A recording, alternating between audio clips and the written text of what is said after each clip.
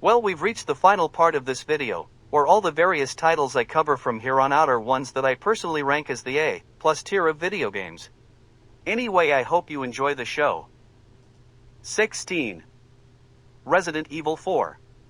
Before I cover the topic at hand, I should mention that with the prior entries of this franchise, I view them as similar to Super Metroid, games where I have immense respect for them, but in turn don't enjoy actually playing. For the record, I've only tried the middle child of the trio, but I've watched enough of the other two titles to know I would maintain the same opinion for them as well. Now, when I first played Resident Evil 2, I flat out disliked its gameplay because it had clunky controls, low storage space for necessary items, and since it featured annoying camera angles where enemies could easily catch you off guard. In saying all that though, years later when I decided to watch a long play of the game, I finally recognized its genius. Like cinematography-wise, the obstructive camera looked amazing, and induced great mood for a horror game, and similarly, since this series' entries classify as survival horror titles, the unfair nature of its low storage space reinforces the thematic point of its genre, of barely making it through a desperate situation. So from an analytical perspective, I like the early Resident Evil games, even though playing them could be not pleasurable. I say all this because Resident Evil 4, the game I'm referencing, broke away from many of these practices and assumed a more action-oriented style, which antagonized a number of longtime fans. But for me, I honestly welcomed the changes made by this newer entry with open arms, since I didn't exactly like the originals for gameplay purposes. At the same time, I also think 4 still retained and implemented into its own design the better aspects of the older titles, which captured just as great an aesthetic or atmosphere as before. For example, switching to an over-the-shoulder view may have prevented how on visuals alone some enemies could blindside you, in saying that though the upgraded hardware of this new generation of systems allowed for an equal substitute, where after you think you have downed an enemy, it might unexpectedly arise with aggressive tendrils sprouting out of its head, to go on the attack. So again, I reiterate that in spite of the changing of the system, Resident Evil 4 still captured the cool or horrific catch-you-off-guard moments of its numeric predecessors.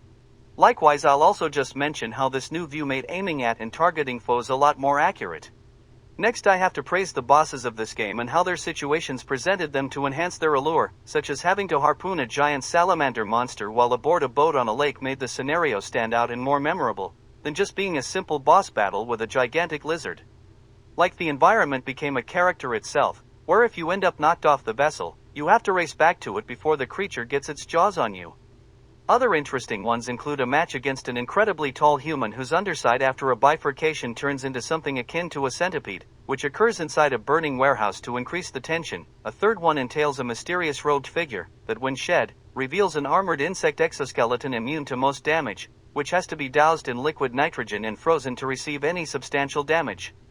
I could go on listing them all, but I think you get the point. Anyway, they all have unique situations to give their battle an identity, and they all feel like something more than just an ordinary boss battle. Similarly, the regular enemies create a certain allure too, like two bandaged and decrepit chainsaw-wielding sisters, which you encounter in a small cage-like structure, or the Regenerators, a slow-moving zombie-like creature that can regenerate from any injury and can only be brought down by destroying randomly placed nuclei concealed in their disfigured bodies. By the way, they too yield a great catch-you-off-guard moment, where their arms can suddenly stretch and grab you from across the room. So, again, Resident Evil 4 has great enemies in general. Now, I will admit I do see a few of them as lazily made, but still I view the vast majority of them as great and think a bunch of them stand as some of the best in all of the medium of video games. This semi-overlaps, but this story features an interesting to say the least cast, an indomitable cloaked and bearded priest that towers over the protagonist, a crazed nobleman that has the body and personality of a child while exhibiting the aging signs of an elderly man, a mysterious cloaked merchant who somehow always knows where to find you, even in odd places, and a personal favorite of mine, an intimidating knife-wielding super soldier working for the enemy.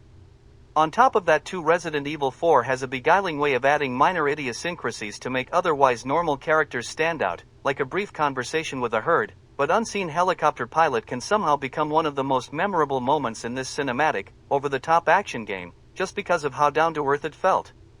On that note, I have to mention that the less serious moments don't feel as out of place or as awkwardly cringe as with many modern titles, like in one segment of the game the protagonist stumbles into the throne room of royalty, and if you walk near the kingly chair, a prompt allows him to take seat, and if done he'll strike a pose. Like, to me, this rubs off as more of a down-to-earth charm rather than an impotent display of relatability. In terms of graphics, I have to say I think Resident Evil 4 hit the right mark, as I hold the stance that too realistic visuals works to the detriment of horror games, as I kind of feel that it leaves less up to the imagination, as well as reallocates attention that would be better invested in attributes that affect mood or atmosphere, color for example. Anyway, getting to the point, I feel that this title had good enough graphics to emphasize the grid of the world, but didn't become hyper-advanced enough to lose touch with its relationship to atmosphere by overly focusing on realism. With the map of Resident Evil 4, the world breaks down into 3 separate areas, referred to as the village, the castle, and the island. With the first and last locales, I view them as borderline perfect. The rustic and old-world nature of the village induces a great sense of the survival element by having to deal with an overwhelming amount of enemies in a completely foreign and cult-like world, and the island carries a scientific creepiness, as the experiments you encounter and to a certain extent endure border on violating natural order. With the castle, I'm not calling it bad per se, but it had several poor elements that brought it down, like one segment entailed fleeing from a walking building-sized statue on a crumbling bridge. Now, even though this counts as what would be construed as an intense moment, in context with how overindulgent this scene feels, it ends up as silly instead. Likewise, the area itself just seems artificially prolonged. Now, I do think part of this stems from the increasing of the difficulty, thus slowing a sense of progress, but I do just have to say that many rooms feel stretched out as well, plus with much of this area consisting of segments where you escort someone else also contributes to its sense of dragging on. Overall, Resident Evil 4 ranks so highly because it seamlessly blended together both the thrills of the horror genre and the high-octane impact of action games. 15. Fatal Frame 2, Crimson Butterfly. Despite what the size of my list may suggest, I don't personally consider myself a gamer. In all honesty, I only partake in this recreation because I feel that consuming different types of media can help you see the ones you do enjoy in a new light, or at least emphasize aspects that may not be highlighted in other mediums. And to me, no game embodies this stance better than Fatal Frame 2, Crimson Butterfly, since it helped me think about the horror genre in ways I never would have thought through only cinema or television. For example, with how it dealt with the enemy spawn rate provoked me to reflect about how best to surprise the player and her audience through encountering foes. Like in most games, enemies usually spawn when first entering a new room, and likewise respawn after exiting said room, whereas Fatal Frame 2 has a total randomness to its encounters. Like one time, a watery ghost enemy appeared before me while crossing a bridge stationed over a small pond for the first time. Now, I'll just say, after doing something incorrectly later on, the situation forced me to reload this same save file right before this encounter, except this time the ghost didn't appear, despite it technically being the first time playthrough-wise of going over the same bridge. Needless to say, because this aspect piqued my interest, I desired to confirm if it was a glitch or not. I tested out this encounter a few more times, which resulted in me coming face to face with this aquatic ghoul only about 2 out of every 3 crossings, meaning it wasn't a glitch or failure to load. Now, because the random spawn rate can totally catch you off guard, hence surprise, or even frighten you, I see this as an ingenious inclusion to a horror game, as it further induces a state of feeling endangered. Like, just because you safely crossed an area before, doesn't mean it will stay that way, even if you haven't triggered some new event in the story. So this aspect really opened my eyes to different ways of how a horror game might spook the player. Again, I don't find horror games all that scary, but the technical application of this idea flat out amazed me. For the road, I'll mention another occurrence. Now, in a later portion of the game, when exploring a wealthy manor, you frequently have to traverse a projector room to get to a separate wing of the house. After about 5 or so go-arounds, nothing out of the ordinary had occurred, which itself convinces you that this likely acts as a safe room. But on the 6th time, I randomly found the never on before projector playing, and suddenly a ghost attacked me, thus proving this area to not be safe either. So again, as a horror game, I applaud this inclusion because it toys with your sense of security, which happens to be one of the most fruitful ways of surprising or scaring you. On a side note, having the usually off projector playing functions as a great way to make something seem off or like the supernatural might be afoot.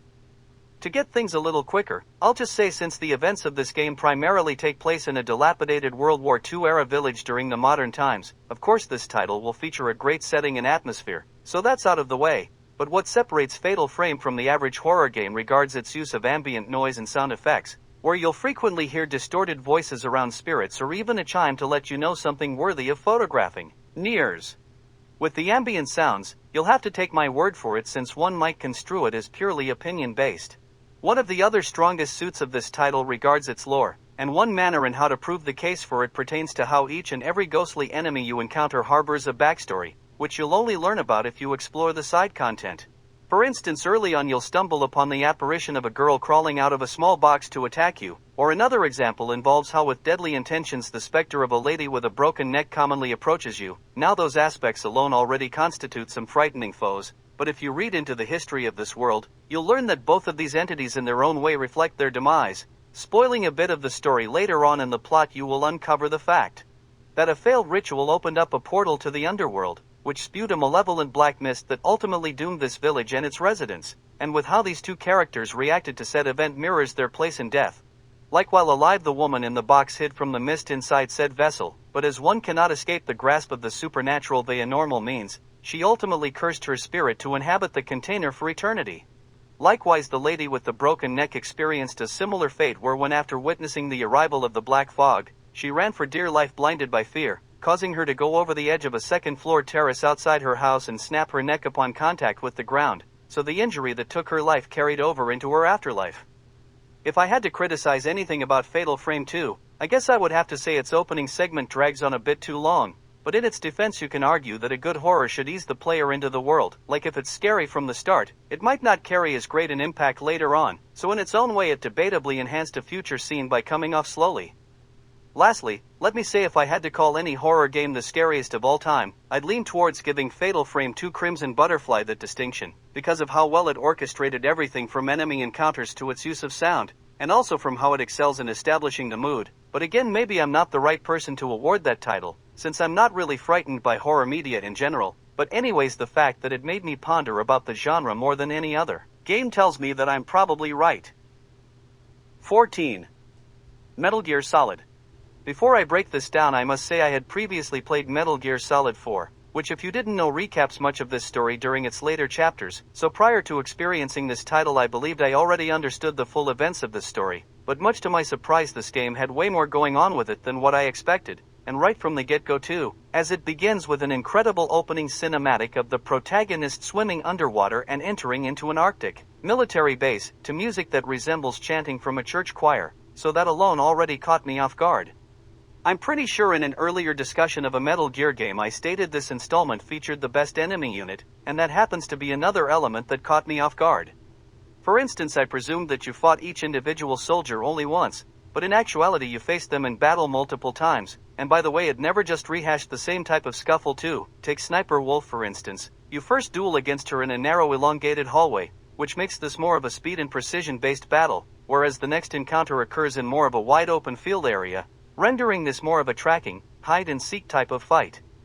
On the surface layer, this diversity prevents sensations of filler or bloat, but at the same time it provides more identity to the boss, as well as the location of which said clash transpired.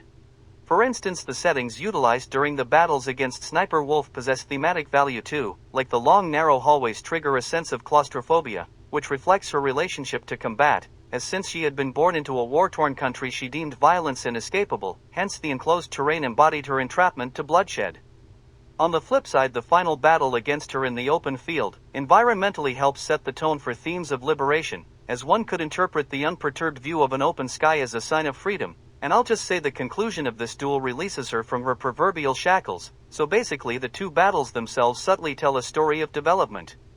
Another takeaway from having multiple clashes with the same enemy helps establish them as something more than just an inconsequential foe designed as nothing more than a brief obstacle to temporarily halt the protagonist. To get this out of the way, I'll just say that the original Metal Gear Solid game depicts the best death scenes in the franchise, and part of which stems from the soon-to-be deceased party spewing a great one-liner upon their passing. Combining that with the previous topic, I don't think these lines or deaths would have hit as hard if this happened to be the first time you fought said foe, like one boss who claimed that the protagonist unnaturally followed a path of endless destruction, upon his death stated that his spirit will be watching him. Now without a prior encounter this dialogue would kind of feel out of place, since to work properly, the line itself pretty much necessitates an existing relationship, and I don't believe that a game like this could have developed such a bond to merit said line from only a single fight, or at least without seeming contrived or pretentious. In essence, the extra fight helps create a stronger and deeper connection to them, which in the end amplifies everything about their death and what they say. To sum up everything, I have a strong suspicion that the repeated battles against each individual member of the enemy unit stands as the reason for why I rank them among the franchise's best, since on multiple levels it provided the script the necessary time to flesh them out thematically and as characters.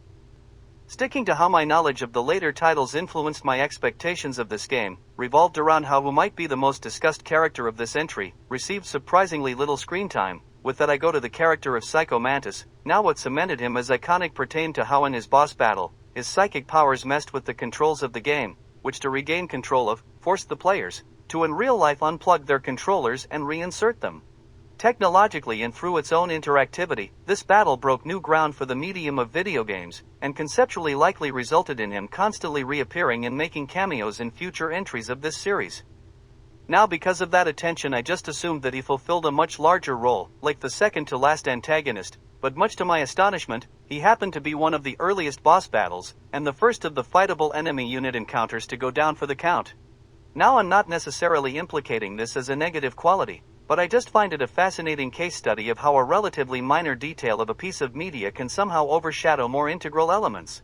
Next, the voice acting. Now normally when I think of the era of PlayStation 1 voice acting I mentally associate it with usually being bad, but in a charming way. Now in contrast I argue that the original Metal Gear Solid features absolutely stellar performances. I'll just say that the vocal talent contributed greatly to my rationale for why I consider this game's death scenes as legendary.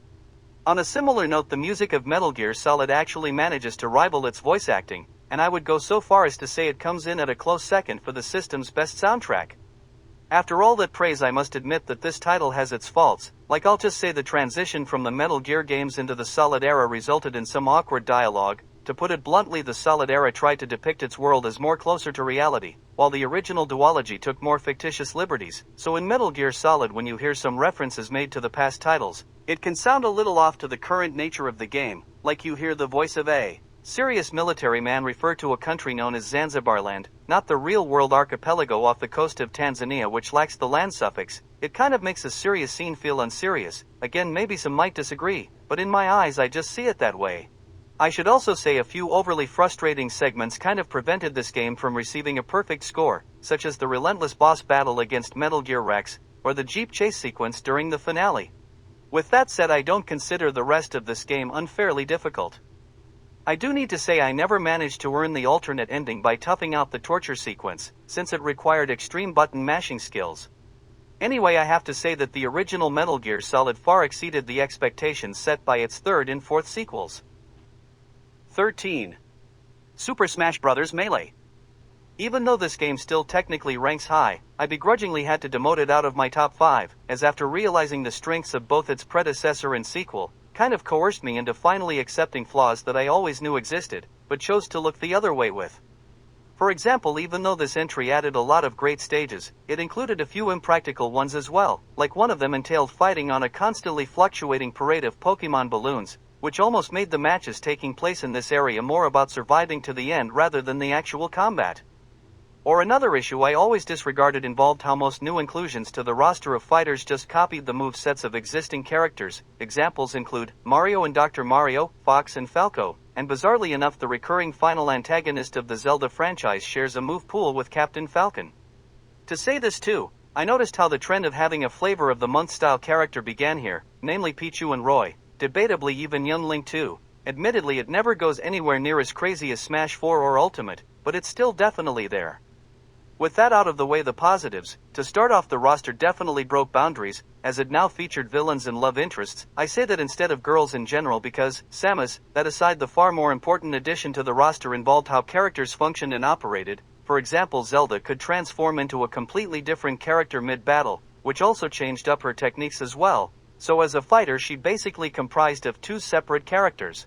thus making her a super unique entry in the roster. Likewise, Ice Climbers consisted of two separate bodies that acted as one, which completely broke off and played differently from any existing character. So, the roster really brought variety into who or what could be included in the cast. Speaking of Ice Climbers, by the time of Melee, Nintendo had all but left their series in the past, so on another topic their inclusion also broke boundaries in the sense that it meant that this game tried to feature the entire history of Nintendo, and not just the most iconic or popular characters. On that note, the final combatant to unlock in the game happened to be Mr. Game & Watch, a Nintendo character that predates even Mario, which on concept alone already proves itself a great idea, as it sends the message that you end where everything started. Besides that too, it embodies an era that had yet to be represented in the Smash Bros. Franchise, so once again it pushed the boundaries.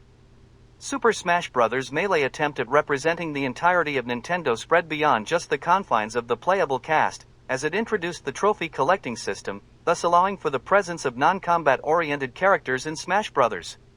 In addition to the figures themselves, a biography of said character or item came included, which also helped teach readers about their overall role from their respective titles of origin. Besides all that too, it just introduced fans to a wider variety of games in general, like the original Smash Bros. Encouraged me to branch off into other franchises I had never even heard of before, but Melee's trophy system further expanded upon this since it went beyond just the playable characters. On top of that too, it discussed foreign games not released outside of Japan, which again proved informative. Believe it or not, I played Custom Robo V2 and Doshin the Giant because of them being referenced here. So overall the trophies practically acted as a Nintendo encyclopedia, and for me personally, taught me a lot about my, at the time, favorite hobby, which also encouraged me to expand my horizons. In addition to all this, Melee alleviated the biggest issue plaguing its predecessor in how it lacked single-player content, especially after unlocking the 4 hidden characters. Well, to remedy this, the sequel introduced several new modes to expand its lasting appeal, such as Event Mode, which gave players a series of specific challenges to try out, Adventure Mode, which played more of like a 2D platformer, or Multi-Man Mode, which either forced the player to defeat a certain amount of opponents, or survive for a specific duration. I know I'm beating a dead horse with this, but the trophies also provided more single-player content, as unlocking them required the player to fulfill certain conditions. More modes exist, but you most likely get the point already. One last criticism I should mention regards how unlocking a few characters required rather excessive conditions, like acquiring Mewtwo forced you to accumulate 20 hours of gameplay on versus mode, which for me was just way too much. I got to the point of turning on the mode and letting it run in the background while I either watched TV or went outside. Now I do respect it as a sense of achievement, as I feel unlocking characters in future installments became too easy, but 20 hours is a bit too much. Overall, Super Smash Bros. Melee is my favorite Smash Bros. Game, and I feel I owe it a lot of gratitude for helping me expand my knowledge on the medium itself. But with that said, I must acknowledge that my own personal bias contributed to its high ranking. Thankfully it goes beyond just that it's the first Smash Bros. Game I played, so it's my favorite, and instead does revolve around a bit more logic. As to me having prior experience with the original title, and witnessing how much this game so soundly improved upon its predecessor's foundation, represented such a great leap that effects-wise couldn't be replicated again within the franchise. Like after the addition of the trophies, Brawl's inclusion of the sticker system felt like a cheap imitation. So to me, I think the achievements of Super Smash Bros. Melee left such a lasting impact on me that it blinded me from seeing the worthwhile contributions of the later games, as their accomplishments seemed insignificant in comparison. 12. Pikmin. I heavily implied this during my Ogre Battle 64 breakdown, but if this counts as a real-time strategy game, which debatably it may not, I consider this the genre's best. For starters, this title simply follows a great premise. An alien crash lands on what is presumed to be Earth, and has 30 in-game days to retrieve 30 missing ship pieces in order to return to his home planet before running out of supplies, and to do so the protagonist must order around 3 different types of plant-like creatures to have them carry said parts back to his ship, all while having to use them to fend off attacks from exotic species too. So, already the game has an interesting concept, and the time limit serves as a good source of tension. By the way, even how the setting implies, but never confirms if the world is Earth or not, adds a layer of intrigue to the story, as it indirectly leads to much speculation into the nature of the environment. Like you see objects that resemble man-made creations, but the fact that you never stumble upon humans kind of makes you wonder if this world might be a post-apocalyptic Earth. I've probably said this already, but video games that have you asking questions about its nature years later or force you to read in between the lines are the ones most memorable to me, as they transcend just being a toy or simple game, and also help allude to the sense of feeling like a well-thought-out and rich world. What also made Pikmin special involved how unique and interactive the enemies could be during combat. For example, sending your Pikmin full frontal at a target would be far more risky than attacking from the rear, as going face forward put them in the line of the foe's jaws, their main method of offense, whereas striking from the back meant pursuing a defenseless area with little to no risk. So again, that synergy added a definite strategic fun to the game.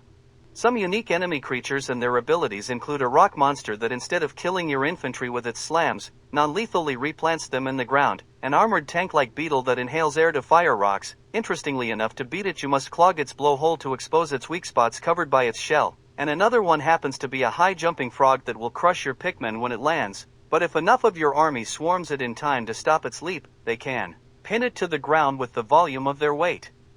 Anyway, I highlight all these examples because it shows the diversity of the types of creatures from the game, which in and of itself makes the setting seem more fascinating and secondly reinforces how every beast you bump into isn't the exact same battle over and over again.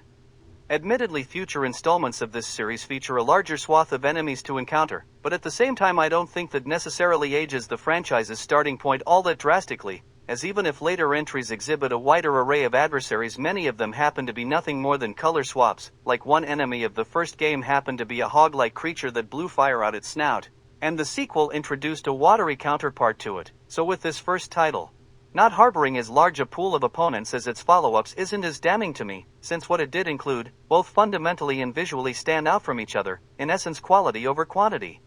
Plus I also want to say that attaching the classic elements of nature to enemies just rubs off as an uncreative way of appearing diverse in a game. With the titular creatures themselves, I really have to praise their inclusion in this game too, as all three variants balance out well, and one never seems consistently superior to the other.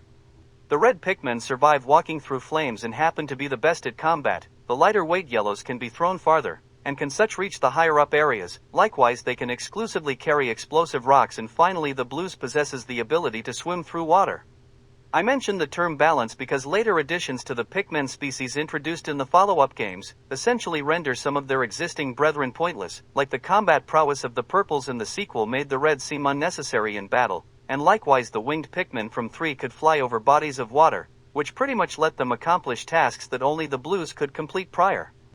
So, because the first entry of this series constructed its combatants to operate on an equal footing earns this title high accolades in my opinion, as most other franchises usually work in the opposite direction, where the first installment in the design department generally rubs off as the most rough around the edges, and their continuations often improve upon the mechanics/balancing.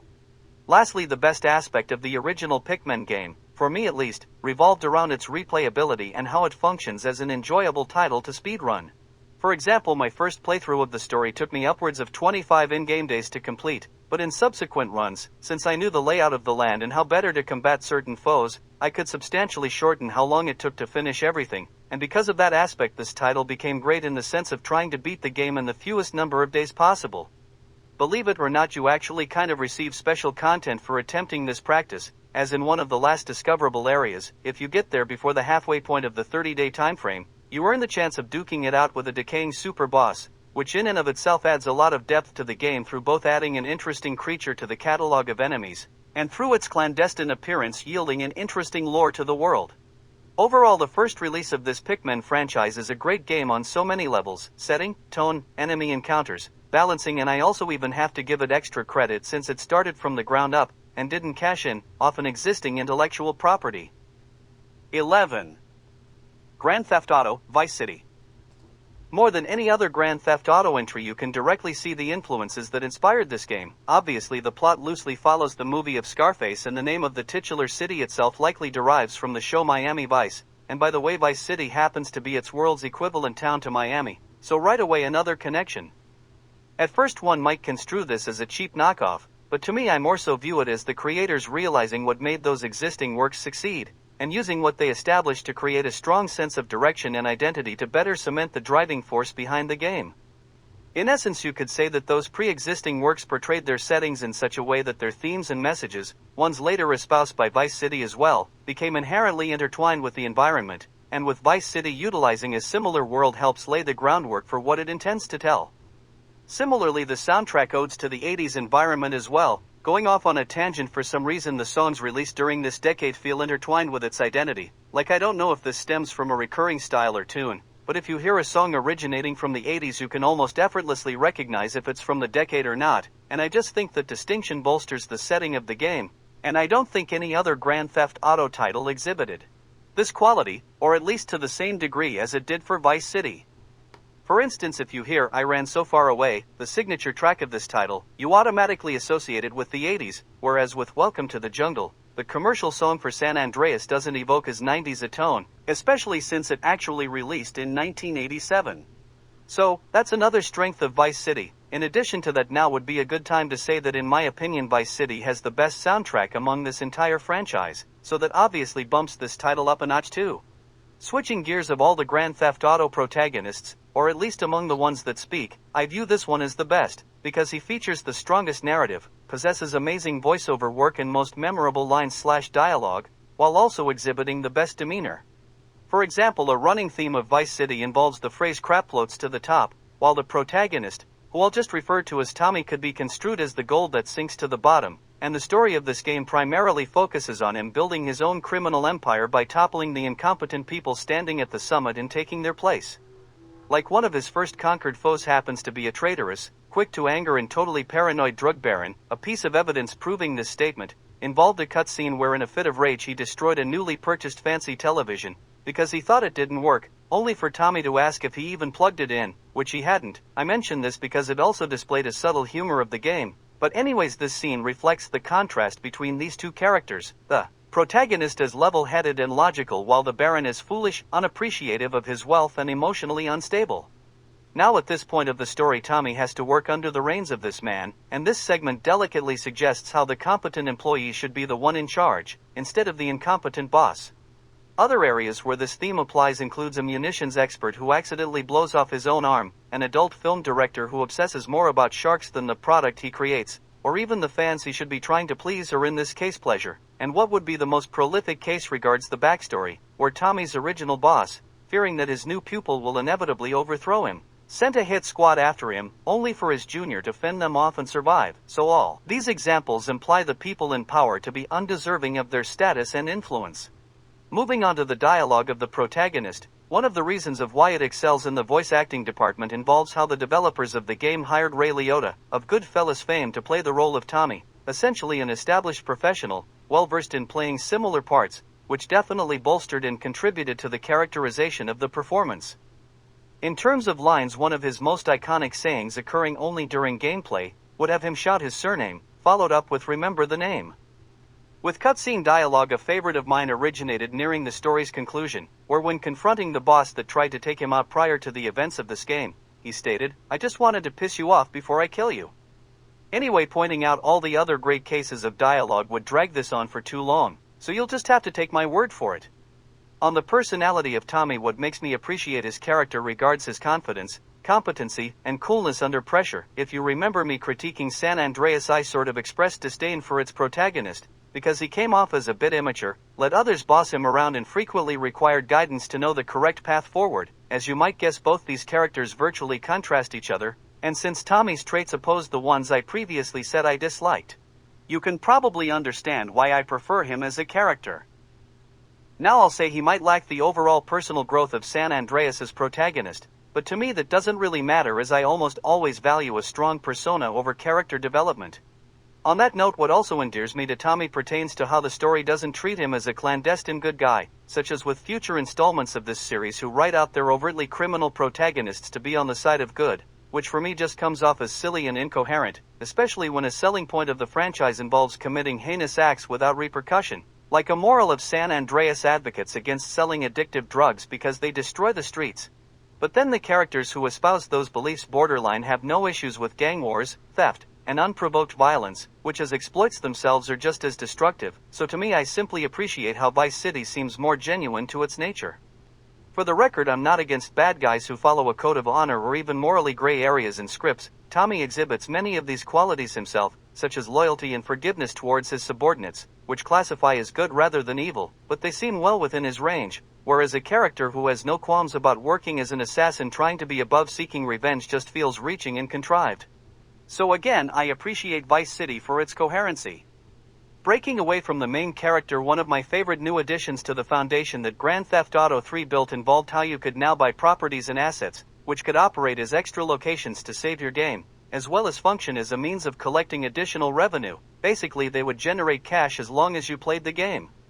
Now, I liked how Vice City implemented dozens of new weapons onto what previous entries had. Disturbingly enough, one of my favorites would be the chainsaw. Besides that, I enjoyed how you could replace the standard pistol for the souped-up python. Speaking of replacing, I lament how the auxiliary weaponry meant that you could hold onto only one of each type of weapon at once, like in this title's predecessor. In your arsenal, you could carry both a rocket launcher and a flamethrower at the same time.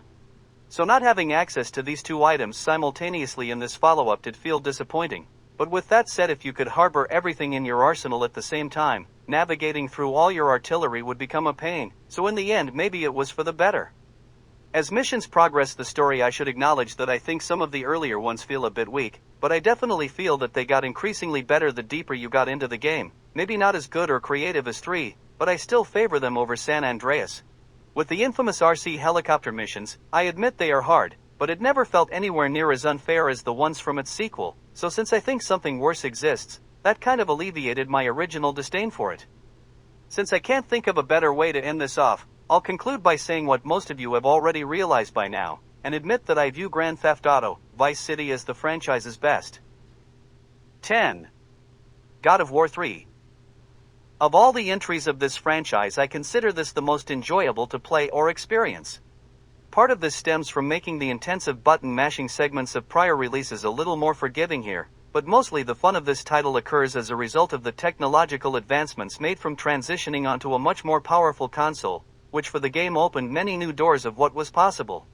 For example, this series always promoted itself on how epic its feats could be, and the implementation of this new tech really pushed it to the next level. Like the series itself gained notoriety for how the protagonist could brutally slay his enemies, but in the day and age of God of Wars 1 and 2, some of the more cosmetic effects would be nothing more than a spray of blood, which again in that era would still be impressive, while God of War 3 substantially ramped this quality up a notch, and made it all the more tangible, like not during a cutscene, but in actual gameplay. The demo preview for this title featured the protagonist disemboweling a centaur and its guts actually spilled out.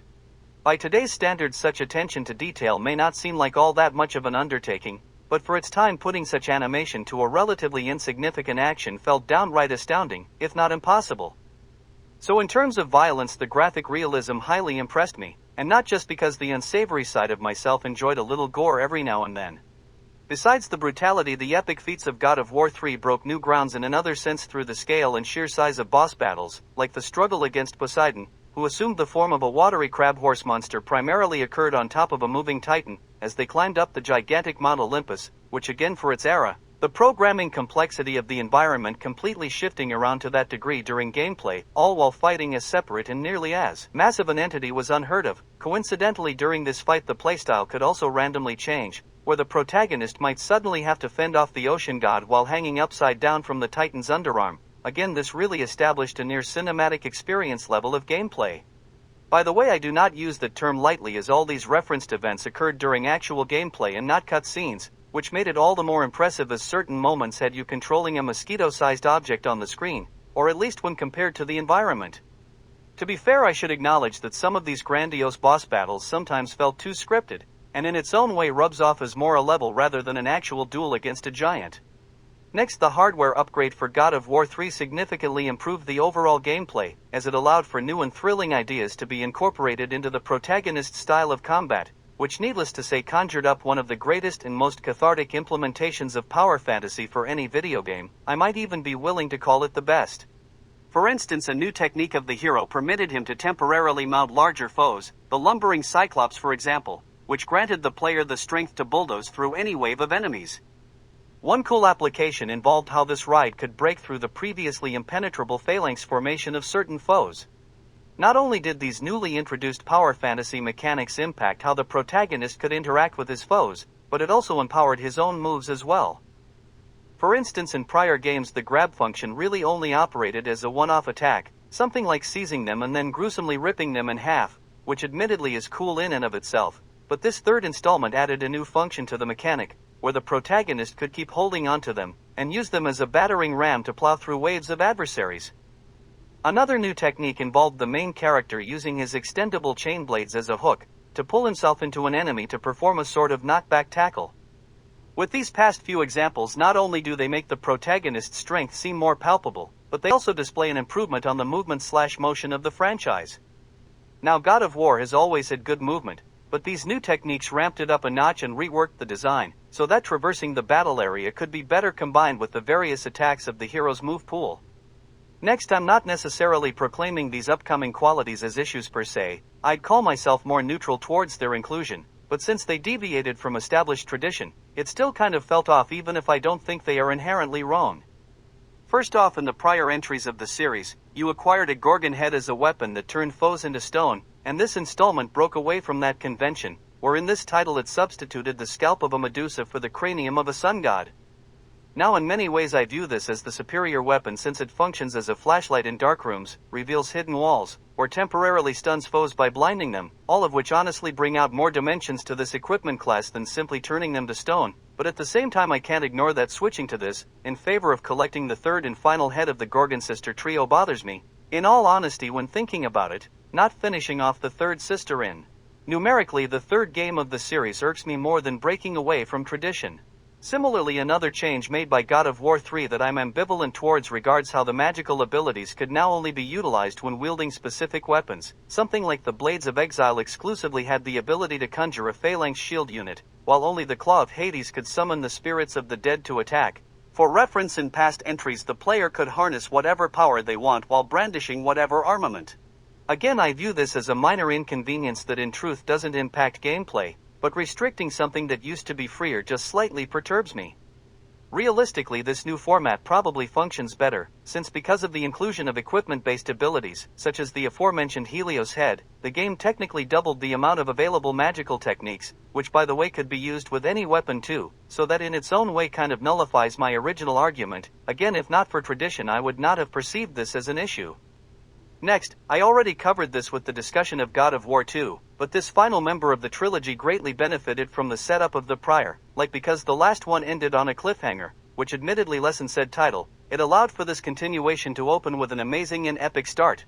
Call this extra credit if you wish, but as mentioned earlier, narratively God of War 2 left an impression of feeling like an unnecessary and forced sequel to a wildly successful game, in saying that though in its own way 3 justified if not redeemed the existence of 2, because within its own plot it revealed a hidden catalyst for what sparked the events of its predecessor, so even if this more so functions as an external positive, it still bolstered my impression of the game. In regards to the story, I'll call it mostly well written. I say that because it did exhibit a contrived moment or two, specifically through a relationship, but one could defend it as a reflection of the past, which intention-wise I accept, but it still felt like a bit of a stretch. With the character development of the protagonist and her game, I have to praise it for something it didn't do. As many other series, when dealing with an anti-hero or questionable character, they often force them to become something they simply aren't to depict personal growth, which just feels like the writers don't understand the character. Well, God of War 3 expressed character development that dwelled within reason of the original character of the protagonist. For example, earlier in the story, the protagonist callously sacrificed a helpless woman begging for her life just to open a door. Now the idea of this person suddenly becoming empathetic by the conclusion, which lesser series actually do, would feel unreasonable, and because of that I give God of War 3 credit for not taking the idealistic and foolish way out. To not dive into spoiler territory, I'll say every time the protagonist eliminated a deity it resulted in a worldly catastrophe. The slaying of a sea god flooded the planet, the death of the underworld's lord released the chaotic souls of the departed into the realm of the living, and when he extinguished a sun god, the skies became dark. In essence, he sacrificed the world for the sake of his own revenge, but during the climax you could say he sacrificed himself for the world. I acknowledge I'm going off track with this, but I hate how many modern games in an attempt to appear deeper intellectual try to employ themes of what is the right path or morally correct code to live by, as they almost always rub off as hypocritical in the end. Something like a situation where during the climax of the story they have the protagonist who previously sought revenge finally confront their foe and prevail in battle, only to let them live, as a means of symbolically representing how revenge doesn't justify the means or correct the past, and that the hero is a good person by not succumbing to temptation. But meanwhile that message conveniently ignores the fact that the protagonist usually just butchered 50 minions to reach their target. So basically it overlooks the fact that the recent actions of the so-called hero totally refute the theme that the story intends to portray. So since God of War 3 lacks that innate hypocrisy stands as why I favor its character development over many modern games, as it keeps the believability of the protagonist and his deeds within the realm of reason. 9. Dragon Ball Z, Budokai 3. In my personal opinion, the best Dragon Ball game, as without going overboard it emphasized the right aspects to please the true fans of the series, and at the same time it kept it loose enough to experiment with the story. Being upfront about it, if you're a fighting games enthusiast I can understand why gameplay-wise you might not be all that enthralled with this title, as mechanically it may seem a bit too simplistic, but at the same time that simplicity allows you to better witness the story of Dragon Ball Z unfold, like performing some of the most iconic techniques isn't locked behind some intricate command prompt, so it doesn't feel like the best moments of the series feel unobtainable or at least without advanced skills. At the same time though, I've played other fighting game adaptations of major works that seem so simple that they borderline rubbed off as mindless. Believe it or not, in the one I'm referencing, all it took to perform a character's ultimate attack involved just pressing the circle button after a meter filled, which by the way could be refilled several times over, and used in succession I might add. Now I'm not calling it disrespectful to the series, but it felt inauthentic to its spirit. Especially since it could spam several times in a row, a once every 50 episode super technique. Needless to say, Budokai 3 never sank as low as many other adaptation fighting games, so in a certain sense I feel that it found the right balance in terms of difficulty and the utilization of attacks too. By the release of this game, this quality had become habitual among its genre, so for its era it's nothing out of the ordinary, but since I like this aspect in fighting games, which accounts for why I rank it above other esteemed titles of similar typing, I'll mention it, and it's that the combat occurs in a three-dimensional playing field instead of just a 2D plane. Basically, if in rapid succession you press the up button twice, it will make your character move to their side, the Z coordinate, instead of act as a double jump. In particular, I find this feature at its most useful in this specific title/video game series, since much of the fights of Dragon Ball, this title included, utilize energy-based projectiles, and being able to move off to the side comes off as a handy way of dodging them. Highlighting a non-combat related strength of Budokai 3 regards how its story mode isn't just one consecutive battle after another, as it instead allows you to fly around a world map between events, which besides granting a more immersive feeling also creates moments where the plot of Budokai 3 diverges from the canonical story, like while fighting Frieza on planet Namek, you can trigger a segment where his non-canon, older brother, Cooler arrives and assumes the role of the primary antagonist during this saga. Even though elements like these break from the story, I'm not necessarily opposed to their inclusion, as it serves as a unique take on the plot, especially since with all the various adaptations of this popular franchise, one might argue that perfectly adapting the original series is being repetitive or just retreading the same old thing. But in addition to that, this style generally found a good way to harness said deviations, like Budokai 3 managed to insert into its narrative some of the more applauded aspects of the, at the time highly controversial Dragon Ball GT, while also omitting what many critiqued the sequel spin-off for, namely how a wish reverted the protagonist back to childhood or the granddaughter that many deemed annoying. So again, Budokai 3 deserves some praise for trimming the fat, but keeping some of the muscle. For me, I also have a bias for the game because the inclusion of the additional side stories broadened my knowledge of the franchise itself, as in the United States, some of these newly added characters had yet to properly debut in the English language, namely Broly the legendary Super Saiyan, who I now consider as one of my favorite characters, so the fact that I found this title a bit educational also bumped it up a notch. Besides that, I see the exploration of side content, which included movies, TV specials, and its sequel spin-off as a celebration of the franchise, admittedly later entries among the video game adaptations of Dragon Ball dwarf Budokai 3 in terms of sheer content and or references included, but regardless I still hold this game as a high point. Incidentally, I should mention that other Dragon Ball games that focused solely on numbers, or amassing as large a roster as possible didn't exactly do justice to their original depictions, whereas the few portrayals that Budokai 3 did include, felt authentic to their true identity. On top of that too, even though it couldn't get everyone, it still managed to incorporate into the roster of fighters, all the fan-favorite characters that everyone would want in, so again, it has what it needs, especially considering the era of its release. As authenticity remained a strong selling point of this video game subseries, what also helped this seem like the ultimate adaptation of Dragon Ball Z pertained to how it crams so many of the series' iconic techniques into the arsenal of its fighters. I say that because other iterations struggle to put more than 4 moves per character in, whereas Budokai 3 found other means of inserting them in, one of which stemming from being able to customize a character's move pool, like with Vegeta for an ultimate you could choose between giving him his classic Big Bang attack or his unforgettable Final Atonement. Besides the 2 with rush moves you could also work in his Final Flash too. Likewise, if Goku attempted his Pure of Heart required Spirit Bomb finisher during his corrupt Super Saiyan form, it would instead substitute in his Super Dragon Fist attack from Wrath of the Dragon. Admittedly, every fighter might not be as in-depth as these two, but the characters that needed the extra moves had them, so it still felt like it possessed everything necessary and then some. On that note, what also made many of these ultimate attacks awesome regarded their actual depictions, where if a fighter unleashed a world-destroying level move, the camera would zoom off the planet to portray its effects, like an explosion-based move might show a circular energy ball consuming an entire country, or a beamed attack will be portrayed as piercing into the emptiness of space. Besides that, with these more devastating techniques it would result in the destruction of the stage's terrain, and create a new surrounding area. So anyway, the manner in how Budokai 3 emphasized the strength of these ultimate attacks made them seem all the more epic. Last but not least, I'd be remiss to not mention the legendary soundtrack of Budokai 3, which perfectly fits both the Dragon Ball series and a fighting game adaptation of it. With that said though, the man who technically composed the music for this game received numerous accusations of plagiarism for his works, and due to that his material has since been removed in updated versions of this title. But regardless of that fact, the music flawlessly meshes well with the game, and to me, feels just as iconic to the series as any other adaptation of this franchise.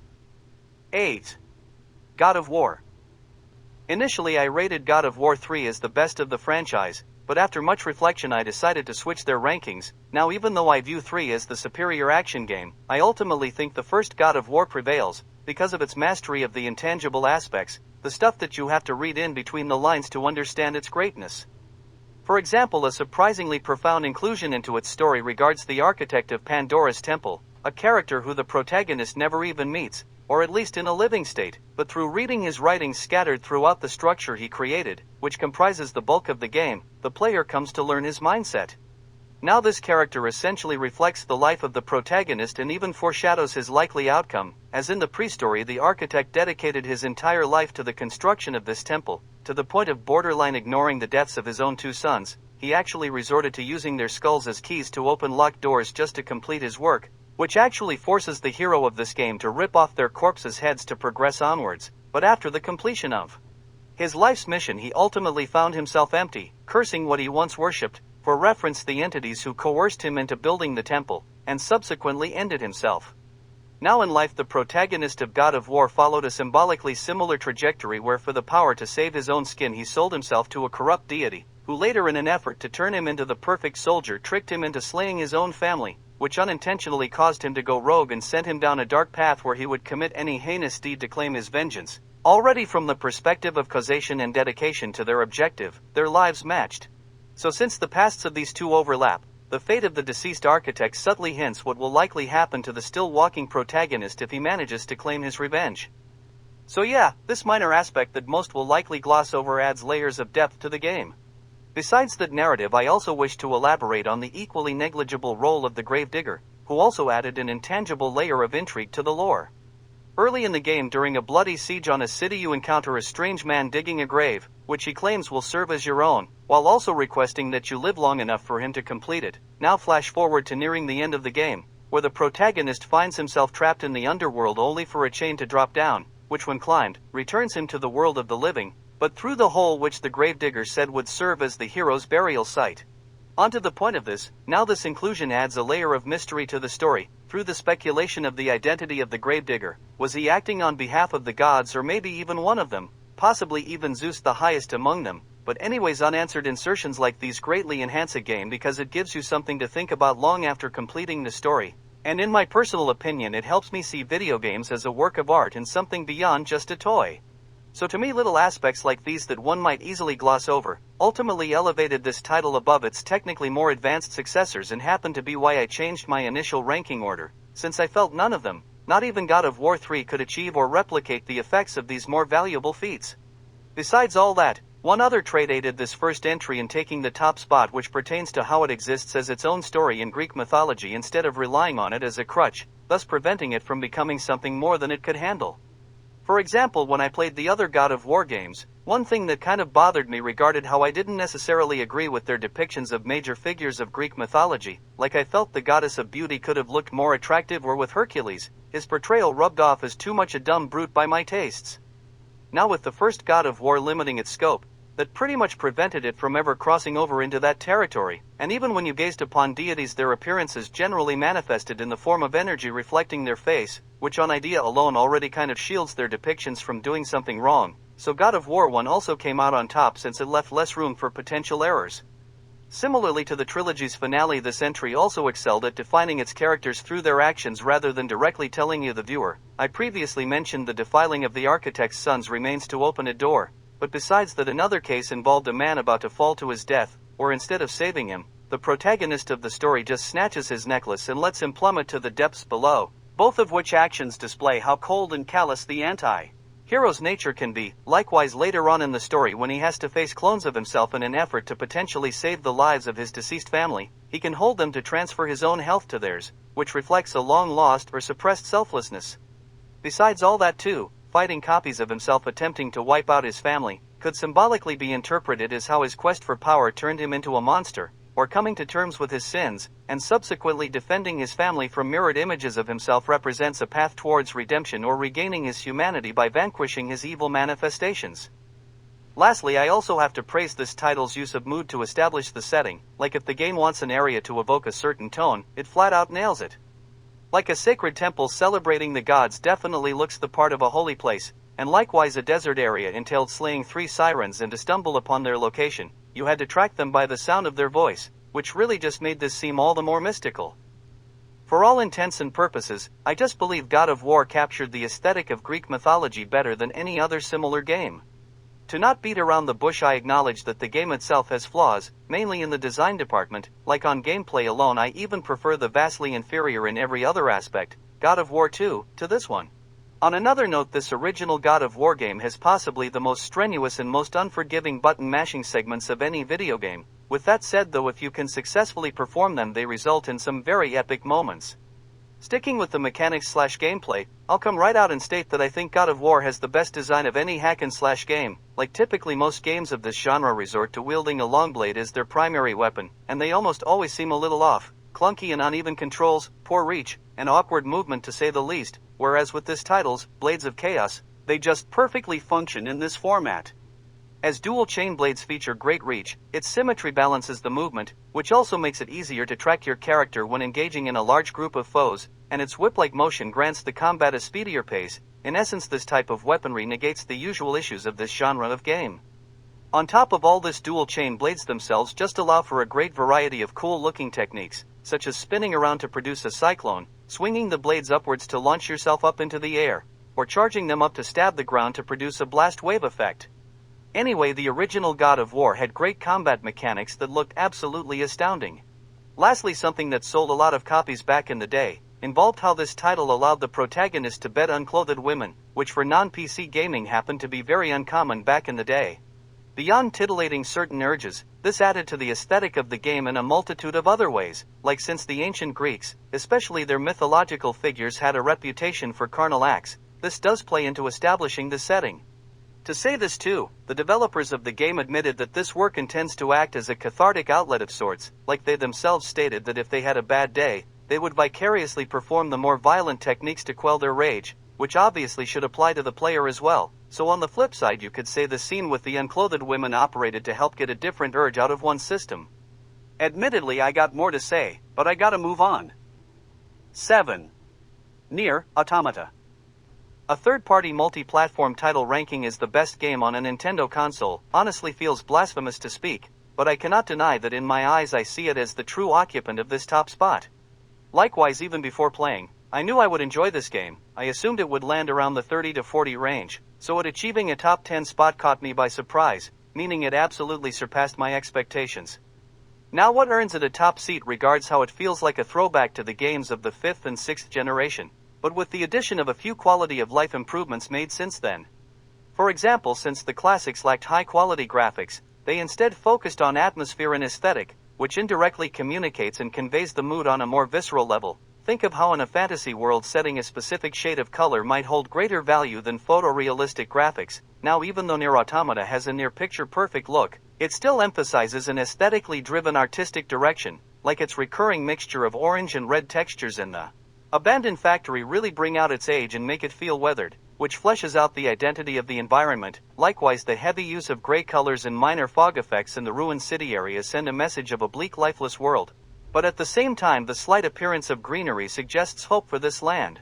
Beyond that, the game had no fear of being more experimental in its approach to setting, like one locale consists of buildings constructed of nothing but white cubes, which supplements the notion of this being an artificial, i.e. unnatural environment, in context an antagonist wishing to better understand the history of the world and its inhabitants. Utilizing this futuristic material recreated the design of an old world town.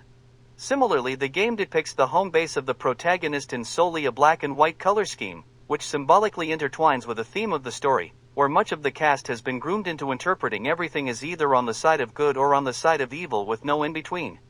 What also adds to the aesthetic of this location revolves around how during gameplay, not cutscenes, you mostly view it from a 2D side-scrolling perspective, which further establishes a tone of this place feeling restricted or confined.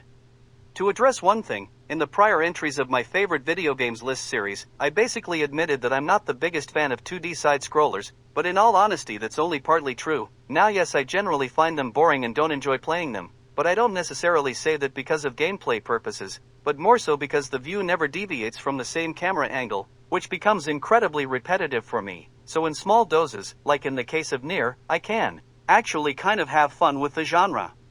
To say this too, if a game almost completely centers around a 3D perspective, a brief venture into the 2D realm could be argued as breaking away from the monotony of 3D. Anyway, I'm getting ahead of myself, but regardless, under many scenarios Nier Automata utilized a side perspective to enhance a scene's mood. Switching gears, this title acts as an homage to the classics in another sense, in how it features lots of mini-games and or different styles of gameplay, like certain aircraft segments operate in the vein of Galaga, hacking machines play as bullet hell-styled games, and of course I just mentioned how on occasions the game will transition into a side view where it adopts a style more akin to a 2D platformer. I even have to say at times this game can sort of remind me of the classic 3D platformers of the Nintendo 64 era, like even though genre-wise Nier Automata classifies as a hack-and-slash title, it for some reason features a racing minigame against a robot on a hovercart, something for a game like this I haven't seen in a long time.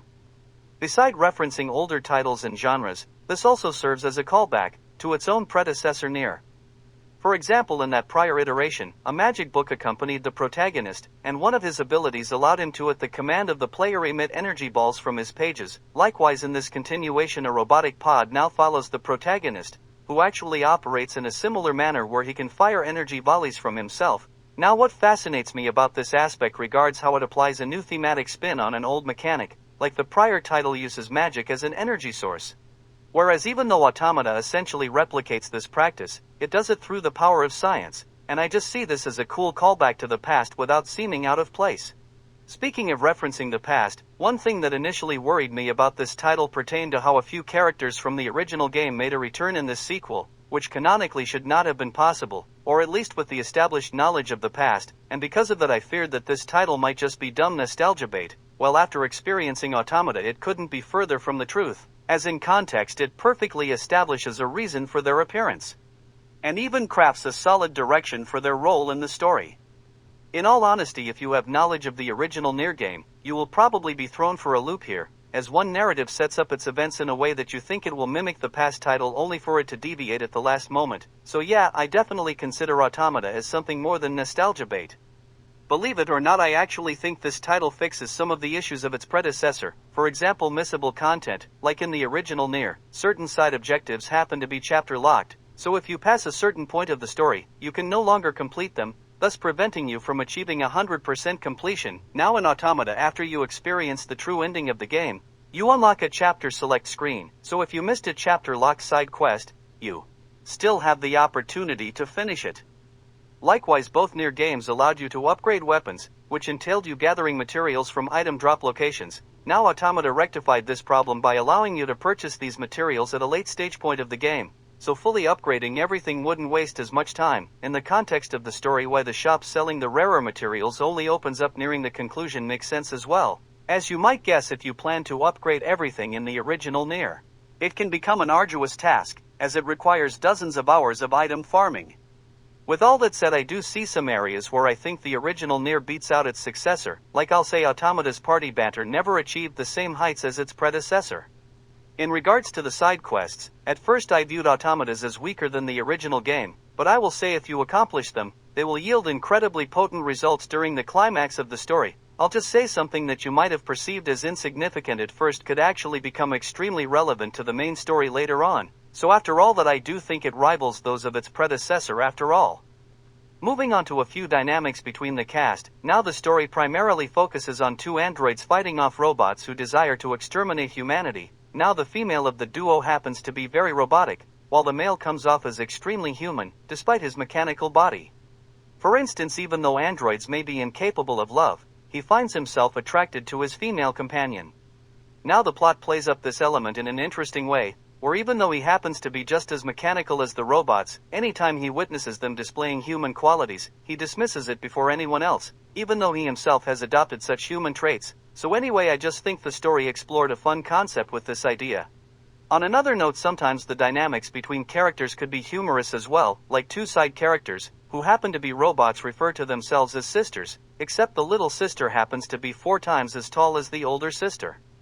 I just thought since the script has a little fun with ideas like those, I thought I'd mention this. Another neat aspect of this title involves how after you beat the game the first time, as the female of the android duo, you earn the chance to re-experience the same story from the perspective of the male, and this results in some cool effects. Like at one point of the story they get separated, so you can see what went on after he disappeared. Likewise, as a fighter he operates differently than his counterpart, since he possesses the ability to hack enemies and gain control over them. You'd be surprised at what the game allows you to control, or alternatively you can make them explode if you desire. But what makes his story, the second playthrough, all the more interesting regards how his hacking abilities allow him to read the minds of characters, or at least during cutscenes, which fleshes out certain things that went undiscussed during the first go-around, like one instance shows you the events of what led to a boss going down the wrong path. Again, I just see it as a cool feature. Lastly, I should say Nier Automata has an outstanding soundtrack, and it had an impeccable timing to know when to use its tunes too. To wrap this up, at first glance I knew I would enjoy this game, but I did not expect it to rank so highly. It reminding me of so many classic titles caught me off guard too. And likewise, I have to mention that it succeeded in many aspects where I think the majority of modern games fail. Overall, I easily see Nier Automata as the best game of the last 10 or so odd years. 6. Metal Gear Solid 4: Guns of the Patriots. To not beat around the bush, I totally understand why many might harbor a grudge against this title. Excessively long cinematics, retcons, and walking simulator moments, but under most circumstances I see a good reason for their inclusion. First off, let me state that at the time of experiencing this title, I hadn't played Metal Gear Solid 2 yet, so with one character who during those events was perceived as a supernatural entity, suddenly receiving a scientific explanation for his inhuman powers ruined no pre-existing narrative for me, since I bore no connection to it, so I must admit that something that might have impacted others' opinions had no effect on me. On a side note, after finally experiencing Metal Gear Solid 2, I have to say that among the characters introduced in 2, who happened to return in 4, I actually prefer their depictions in the latter, like the more supernatural acting antagonist had a surprisingly small role in 2, likely to enhance the mystique of his shadowy nature, while in 4 he became an unstoppable killing machine and played a much more pivotal role in the story. Likewise, the protagonist of 2 also returned in a similar fashion, where in his first outing many fans of the series considered him a bit whiny, whereas in 4 he became a hardened veteran who bulldozed through anything. So yeah, I just feel they had a greater and or more palatable presence. Next, with the scene of the protagonist struggling to make his way through a microwave hall, which by today's standards would be considered a walking simulator moment, I honestly view it as one of, if not the best walking simulator moments in all of video games. Again, I'll say many of the awful practices of modern gaming aren't inherently bad themselves, they just often get utilized in terrible ways that lack a proper motivation, something like a long, drawn-out conversation that forces you to move at a reduced speed because of exposition, whereas the implementation of this convention in Metal Gear Solid 4 had a solid purpose behind it and made its use interesting too. Like throughout this segment the display goes dual screen, where on one side you witness the roasting protagonist struggling to crawl through a burning hallway all while his health meter depletes, while on the other side you see his allies barely managing to fend off waves of seemingly never-ending foes. So to me this scene worked because it established a solid mood by depicting desperation and getting pushed back, which accomplished multiple things by simultaneously broadcasting other ongoing events, which in and of itself built tension by making it a race against the clock, and also by making the situation feel immersive to the gameplay, as the slow walking pace represents the quickly eroding state of the protagonist. With the infamously long cutscenes, I understand the complaints, but at the same time, since you can skip most of them, I don't see it as great an issue as it's made out to be, or at least with the anti-cutscene / get to the gameplay already crowd. On the flip side, I acknowledge this creates an issue for those who care about learning the story, but don't necessarily want to have to sit through an entire movie. Personally speaking, I found the longer cutscenes entertaining enough for at least a one-time viewing. Some of them I always re-watched on every playthrough I experienced, so I wasn't too bothered by their length the first time, and since I could skip the majority of them on subsequent runs made them all the more tolerable, meaning it wasn't too substantial an issue. With that said, I can totally agree that making the intrusive world-building advertisements at the beginning of the game unskippable did become annoying. so I admit I can't overlook them all. As I just finished defending the criticisms, I'll move on to the game's strengths. To start off, Metal Gear Solid 4 masterfully established tone and mood, like the plot concerns the now elderly protagonist of the original Metal Gear Solid on what will likely be his final mission, which begins with him in a cemetery by the way, and with this aspect the game expertly weaves into its construction a sense of everything getting older. Like a major focus of the story portrays how human soldiers have been rendered obsolete by artificial intelligence and hyper-advanced technology. For instance, in an early cutscene, you witness an entire military unit utterly decimated by unmanned and sentient walking weapons, which itself highlights how technology has surpassed humanity, thus making them an embodiment of the antiquated past. What further exemplifies this theme regards how it ties into the role of the protagonist, who in past entries had been perceived as a super soldier, but as even he seems defenseless before this new enemy, further supplements how what used to be top of the line now feels outdated. Another implementation of the idea of things getting older involves how in Chapter 4 the protagonist returned to the place of which Metal Gear Solid 1 occurred, an Arctic military base known as Shadow Moses Island, only to find everything weather-worn and succumbing to Father Time. For example, the first game emphasized a certain security camera outside the facility to highlight the importance of stealth. Basically, when you neared it, the focus would shift to a cutscene explaining how it can track your uncovered movements, but now in 4 when you venture close to it the camera falls off the wall and shatters, which as an action represents the concept of aging by means of deterioration, in essence as even the machines of the past have begun to naturally break, further reminds the protagonist of his own aging as well. On that note, now would be a good time to transition into the next subject of why I consider this to be the absolute best game at capitalizing on nostalgia. Obviously, the return to Shadow Moses Island and witnessing the breaking of the iconic security camera evoke memories of old, but it goes even beyond that, as one of the final battles of the game incorporates into each of its 4 stages a song corresponding to each numerical release of the series. By the way, I will also go so far as to call this the best shirtless fist fight atop a structure in all of gaming, so it even beats out other legendary titles like Yakuza in this category. What also plays up nostalgia for Metal Gear Solid 4 revolves around how dozens of characters from prior entries of the series manage to make an appearance in this story, so it really produces the gang's all here effect, some of which cast members hadn't been seen since the first release, I might add, even this in an epic clash of the eras. Metal Gear Rex, the machine of which the protagonist had to destroy in the first game, gets utilized for a boss fight against a Metal Gear Ray, its upgraded equivalent from the sequel, so beyond just being a stellar moment it also encapsulates the franchise's entirety. While on this topic, I should also mention that I think this 4th entry features the best boss battle amongst the entirety of the franchise, as they unleash the most impressive spectacles. The enemies themselves possess the most interesting attacks and/or weapons, incorporated the environment into the fight better than any prior game, and I'd even go so far as to say they have the best mechanics. On that note, I admit that the bosses from the other games have better characterizations, like this title's squad. The Beauty and the Beast Corps essentially operates as a nostalgic, but less interesting throwback at the Foxhound unit from the original Metal Gear Solid, so I acknowledge that across the board it doesn't win in every category.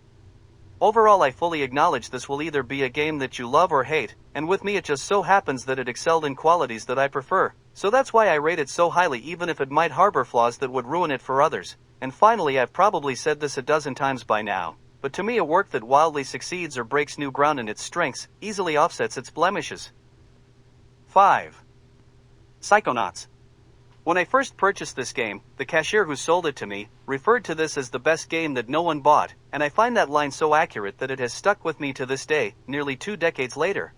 To explain my background with Psychonauts, I almost fell into the category of those who didn't give this game a chance, and only did so because the video game-oriented television show Cheat dedicated an episode to it, and after witnessing its gameplay, it instantly sold me on it. I mention all this because an awful commercial promoting this title convinced me that it would be nothing more than just some dumb and immature kids game, when in reality it almost couldn't be further from the truth. Articulating on that, behind the childish veneer of Psychonauts lurks a great sense of adult-oriented humor. For example, the story of this game primarily occurs at a camp to train young psychics, which obviously as a concept sounds childish, but in spite of that it discusses topics and tells jokes that would normally be off limits for such a game or type of story, which in its own way makes its world seem more real. Like with most kid-oriented media or even ones starring set age demographic, they usually feel innocent to the point of rubbing off as fake. Now, because Psychonauts has the willingness to examine childhood through an unfiltered adult lens, it can portray a more genuine view of adolescence, like the kid who would be construed as the protagonist's best friend at camp has a habit of burning animals for fun, which obviously in similar types of media would be immediately banned, despite that it does carry a certain truth to it, since a lot of people during their youth did similar things that they might be ashamed to admit. So I like Psychonauts because it shows representations that most other types of media would pretend doesn't exist, in essence an uncensored but faithful view of childhood.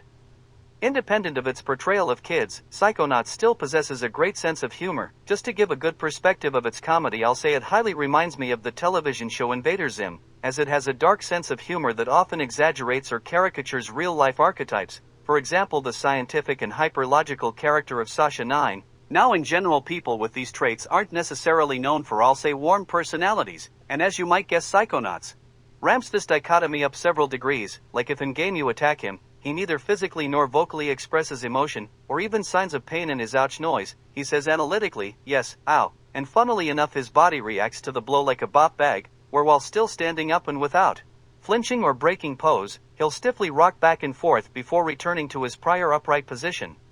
Beyond that, the game further fleshes out his exaggerated caricature, as well as with many other characters, by having you enter into the inner world of his mind. For context, as this game revolves around psychics and their powers, throughout the story you periodically go into the minds of various characters, and see what essentially functions as their own personal fantasy reflecting all their thoughts and struggles. To add this in as well, these places generally operate as the equivalent of what would be considered as a dungeon for other video games. Back to Sasha 9, now to describe his world, it consists of a lone, black and white monotone cube floating in the void of space, and its lifeless and inexpressiveness parodies how men of science can often feel emotionless to the point of being robotic, but once again, for humorous reasons takes it to the extremes.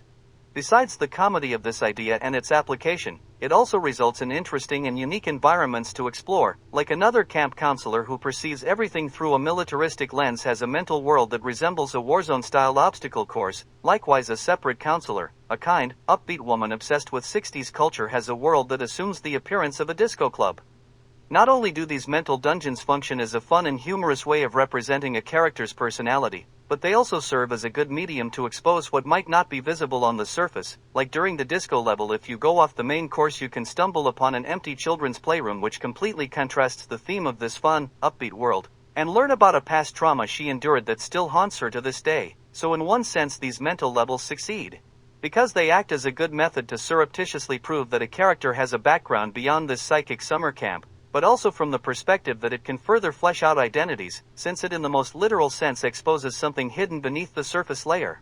Just to add this in, other cool mental worlds include a Godzilla-themed city level from a viewpoint of a fish who perceives humans as kaiju, with you fulfilling the role of a monster destroying the town, a paranoid conspiracy theorist whose fantasy world resembles what could only be described as a Salvador Dali painting of a 1950s suburb, and lastly a meat-themed circus. Switching gears, the actual psychic powers play up the cerebral nature of this game too. Like one ability, clairvoyance allows you to see through the eyes of other characters, which also indirectly reveals how they view the protagonist. Like the love interest of the game will see him as a handsome Adonis, the camp bully perceives him as a target. Sasha's gaze reveals him as a younger version of himself, and the female counselor views him as an innocent little baby. This aspect extends into other entities that may surprise you too, like a hostile bear interprets him as a tasty chunk of fresh meat, and some of the little critters around the camp observe him as a dumb drooling monkey. So once again, but through the special powers, Psychonauts inserts its sense of humor that indirectly fleshes out its cast. Other fun skills involve a multi-purpose thought bubble that permits him to roll around on it at high speeds or even use it as a temporary glide mechanic. With this particular ability I enjoyed it because it made moving around and the platforming elements pleasurable. This may not be a psychic power, but the spectacle itself always proved an interesting watch, and it involved how the protagonist with his circus background could perform neat acrobatics. One of the best ones involved how he would quickly descend a ladder. I'll just say, in the warped and surrealistic world of the meat circus, this action could look phenomenal, as the laws of physics breaking display appeared quite marvelous here. Quite frequently you might hear people say how Donkey Kong 64 killed 3D platformers in or collectathons, while Psychonauts disproves that notion, as this title has numerous collectibles in every level, such as memory vaults, which through a Viewmaster lens depicts a brief memory from the mind you found it in, emotional baggage and their respective tags, mental cobwebs and figments, Even the overworld possesses its own set of collectibles, such as the camp's scavenger hunt items or the asylum's brain jars. Again, since I'm a fan of these types of games, Psychonauts highly appealed to me. This semi goes off topic, but I kind of feel obligated to briefly discuss it, and it regards how a sequel to this title released a few years back and it received far more favorable reviews than this first iteration, which even though I have yet to play the game itself, I strongly disagree. With that said, even though I have little to no interest in modern gaming, I'm not necessarily opposed to playing it myself. Anyway, one reason why I think the sequel fails to live up to the original pertains to how it obsessed over the wrong elements and rubbed off as contrived. Like, this continuation seemed like it designed worlds around terms used by books or psychologists, whereas the original constructed its levels from actually studying the minds of people. Like, the Milkman conspiracy genuinely feels like you're experiencing the world through the mind of a paranoid conspiracy theorist, where everyone acts suspicious and dots connect otherwise unrelated things together, whereas a level from Psychonauts 2 portrayed the mind of a depressed alcoholic as a boat on a sea of booze. Now, symbolically, I think this imagery works rather well, but it doesn't feel like that would actually be the mental fantasy world of a person suffering from said issues. So to me, with what I've seen of this sequel thus far, doesn't seem as legitimate a trip into the mind as the original game. Building off of that topic though, I also want to express a subtle strength of why the characters of the original Psychonauts worked, because their curiosity into the world of parapsychology appeared genuine, especially with the camp counselors. Obviously the scientist would study it for knowledge's sake, the militaristic one would be interested in how it could be applied to the battlefield, or embolden soldiers, and with the female member who happens to be into meditation, she would be into it for spiritual reasons. So yeah, I just think those backgrounds happen to cement a strong foundation for characters who might hold the distinction of psychic masters. Not to knock against a game I haven't played yet, but I kind of question if the sequel has as strong a driving force behind it. Again, I mention that because many have stated that the follow-up blew its predecessor, a title in my top 5 out of the water. Anyway, I've just wanted to voice those opinions. Overall, the original Psychonauts checked all the right boxes for me with what I want in a game: a 3D platformer collectathon, creative and aesthetically driven worlds, a dark sense of humor, a great cast of characters, and all-around fun gameplay. 4. Final Fantasy VII. For the pettiest of reasons, I always dismissed this landmark title. A person who I disliked enjoyed this game, so therefore I felt obligated to detest it. Likewise, despite the current trend of people claiming that the PlayStation 1 utterly blew its generational console counterparts out of the water, the folks I surrounded myself with back in the day held a contrasting viewpoint, which I myself admittedly engaged in too, where we viewed PlayStation 1 fans as swishy weirdos. Reasons for that include a cross-dressing scene from this game, arguably the system's most iconic title, and the fact that the Tomb Raider franchise, a game where you played as a woman, released a new entry borderline every year for this system, which, especially back in the day, the idea of a male playing as a girl in a video game just seemed really off. Believe it or not, the television show King of the Hill actually acknowledged how the attitudes of the time perceived this as strange too. Basically, because PlayStation associated with that image, virtually everyone around me avoided the system. Like, I only knew 3 people who had the console, whereas everyone else around me owned a Nintendo 64 instead. So in that sense, despite its overall greater sales numbers, my mainstream view observed it as the less popular console. Anyways, in the decades to come, through constant references on internet forums, television shows, random YouTube clips, and mature fan art, all its widespread popularity had finally made me regret my evasion of this game, and piqued my curiosity just enough to give this game a chance, so that when I finally returned to gaming back in mid-2017, this happened to be the first title I tried out.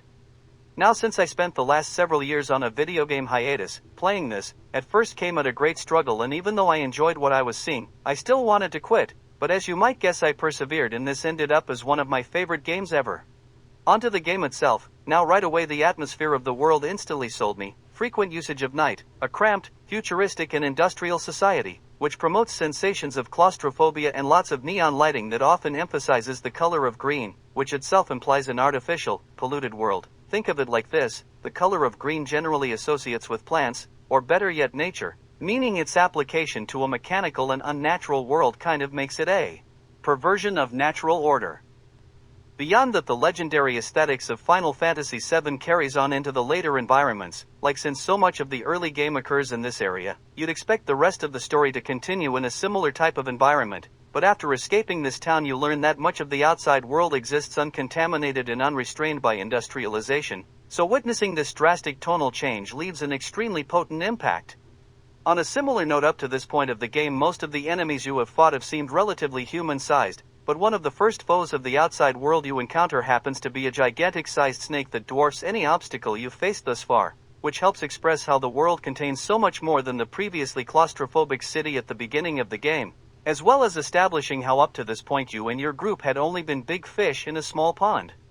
To not obsess over one topic for too long, I'll just say that different types of locales that you traverse throughout the story include an upbeat theme park situated above a desert wasteland, a militaristic port town that seemingly always has a beautiful sunset in the background, a heavily Chinese-inspired town that has Buddha-like figures carved into a canyon looming above the town, underwater research labs and sunken submarines, or an Aztec-like temple that possesses an MC Escher labyrinth of staircases.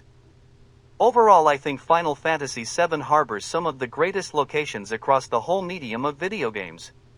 What also magnifies the ambience, atmosphere, and tone of the game regards its excellent music, which, even though it might be a tight race, I'm pretty much willing to call this the best soundtrack on the original PlayStation, and across the whole of gaming I'm fairly certain it would rank in my top 5. If I had to choose my favorite song from the game, it would be Mako Reactor, which with its heavily synthesized audio sets the tone for a mechanical and overwhelming enemy, which again, from what I already summarized, perfectly captures the nature of both the story and enemies of this classic video game. The mastery of aesthetics also applies to the cutscenes and animations too. I probably already mentioned something like this with this game's predecessor, Final Fantasy VI, but the addition of the extra dimension definitely enhances the aura of characters. I acknowledge this will sound trivial, but something as minor as depicting the antagonist of the game performing a dramatic turn in front of open flames just innately bolsters his mystique. Likewise, many of the summonings of this title held a similar aura. Likewise, witnessing a knight on horseback suddenly appear in front of a full moon to strike down your opponent instantly sets the tone, or a sky dragon magically haul an enemy into the heavens only to blast them into oblivion will seem ethereal. Referring to this as aesthetic might seem like a bit of a reach, but giving all foes animations really brought them to life. I will say some robotic adversaries having jerky movements helps make them seem mechanical. Bridging this into the next topic, the cutscenes and aesthetics really established a more psychological and mystical element for this game, such as an untrustworthy narrator, misremembered flashback sequences, and dreamlike hallucinations. Even this, the last level where the final boss lurks, known as the Northern Crater instead of it just being the villain's castle, actually operates as a symbol for the protagonists diving into their own subconscious. A minor detail that can go unnoticed involves how an enemy you can encounter here deals damage based on how many foes its target has slain, in essence a recollection of the journey thus far, but what really embodies this trait pertains to the final clash against the game's antagonist. First off, let me state this semi-dives into spoiler territory, but I'll try to keep it minimal. Now much of the presence of the villain more so revolved around him projecting a fake avatar of himself into the world, and in a certain sense you could argue his true self, his will resided in the mind of the hero. Now in their final match, which occurs in a black nothingness at the bottom of a deep ethereal hole, the villain lacks his trademark black cloak and appears shirtless, representing how he comes as his uncorrupted self. The two clash without the aid of the protagonist's companions, I might add, which further supports the notion of this being an incorporeal or psychological battle too. From what you might guess, this battle signifies a more spiritual or mental victory of the hero liberating himself from the influence of the villain. Switching to the characters themselves, now what describes the hero's party would be the phrase "more than meets the eye," as many of their designs intentionally misrepresent their actual personalities, like the eye candy of the group, dresses a little suggestively, which a few modern-day critics have even labeled as making her look like a hooker, which in all honesty I think goes a bit too far, but it still supports the perception. Now for a design like this you would expect her to act flirty or reveal anything without hesitation, but in truth she actually possesses a shy personality, gets easily embarrassed, and sometimes struggles to express herself, like because she feared how the protagonist might react to a truth she knows, she intentionally withheld it from him. A similar example comes with the character of Barrett, a muscle-bound, hyper-masculine, militaristic, black man with a weapon for an arm. Obviously on appearance alone you would expect him to be hardened and cold as ice, but behind his rough exterior he hides a very sentimental kind self, as when outside of combat you see him very gentle with his adoptive daughter. Again, the fact that she happens to be adopted instead of his own blood further cements a more caring demeanor. Likewise, to sneak aboard an enemy ship he had to don an unbefitting of his nature sailor suit, which his female friends even referred to as cute. Now on all accounts you would expect a guy like this to find something considered cute embarrassing and likely desire to shed this outfit as soon as possible, but in contrast he actually kept the suit on well into the next area, which highlights how he does value affection and that he might not be as hardened as he lets on. For the record, the rest of the main party all exhibits this more than meets the eye personality in relation to appearance, but alas, explaining it all would take too much time, so I need to move on. What also makes the entire cast, not just the main party, seem more developed regards how nearly everyone demonstrates moral ambiguity or how the story doesn't leave a clear-cut case of stuff being entirely good or evil. For example, even though the protagonists fight against the bad guys, they willingly accept that innocent lives will get caught up in the crossfire, like the opening level of the game has them destroying a power plant, so again them committing evil to stop a greater evil prevents them from being purely good. Likewise, both sets of this game's antagonists break from the cliched mustache-twirling types of villains. To avoid spoilers, I'll just say the true antagonist of this story may stand against mankind, but he doesn't exactly belong to it in the first place, and his misdeeds more so stem from him attempting to propagate what he considers his own kind rather than simply trying to inflict misery onto others. Think of it like how the expansion of human society generally comes at the cost of taking away the habitats of animals, essentially fighting for survival instead of out of malice. With the other party that may be construed as antagonists, basically a company that controls most of this game's world, they too blur the lines of good and evil, like when the other antagonist begins to threaten the planet, they don't pull a Nero and let it consume everything, and instead attempt to stop them as well. Even this towards the end of the story, the protagonists encounter a high-ranking unit belonging to this faction, who in a certain sense previously acted as rivals of sorts to the heroes, and in this meeting they confess that they have no desire to fight, but if the player wants to, they will engage them in battle. In essence, they harbor no innate ill will towards the protagonist and his team, which implies them to not be bloodthirsty wrongdoers looking to harm anything near them. So, yeah, the morals of both the characters and story of Final Fantasy VII transcend a clear-cut case of good versus evil, or black versus white. I stand by my earlier statement of saying Final Fantasy VI wins in the category of side content, but with that said, I don't view 7 as a slouch in this department either. Like, each party member has their own independent side quest that unlocks their strongest attack, as well as earns them their strongest weapon. Usually these belong to separate events. On top of that too, you can recruit 2 optional side characters to the crew. In addition to that, you can find optional dungeons as well, and finding all the game's summons can be considered non-compulsory content too. Throwing this in as well, you can tango with 2 super bosses, which in all honesty I never managed to best either. Though 7 might not harbor as much side content as 6, what levels the playing field regards how releasing on a more powerful system allowed for more unique minigames, such as a strategy game where you have to defend a mountain from approaching invaders, or a race where you ride on the backs of essentially giant chickens. Going off on a tangent, some of these mini-games, not necessarily ones classifying as side content, do create their own issues, like soon after what most consider to be the most tragic moment of the story, you have to endure a happy upbeat snowboarding mini-game that totally kills the mood, for what's supposed to represent the protagonist nearing his mental breaking point, so that clashes with the tone. On that note, I concede that this title occasionally suffers from bad timing, or doing stuff at the wrong time with other aspects too. Take for instance the infamous cross-dressing scene. For the record, I'm not complaining about its inclusion, but more so how it breaks the flow of the story. Like, this segment occurs about 3 hours into the story and its combined setup/culmination occupies around 30 or so minutes, which really just makes the game seem like it went off on a contrived tangent. Basically, it goes into great detail in obtaining each item of said wardrobe, so yeah, it really feels like it turns what should have been a minute-long gag into an hour-long excursion. Plus, in my opinion, it broke away from the main story before every necessary element had been established, so it kind of felt too early for a prolonged and out-of-place aspect like this. Continuing on with what I consider as flaws of this game. First off, acquiring some of the late-game items comes with excessive grind, which in all fairness most of this classifies as optional, but regardless it can feel a bit pesky, like to get your hands on the strongest summon requires hours of taming and breeding the right birds for the chicken races, and likewise obtaining the protagonist's most powerful technique involves completing a lengthy and luck-based challenge mode. So attempting to 100% this game will undoubtedly rub off as tedious. In all honesty, I recommend using save states if you wish to go this route.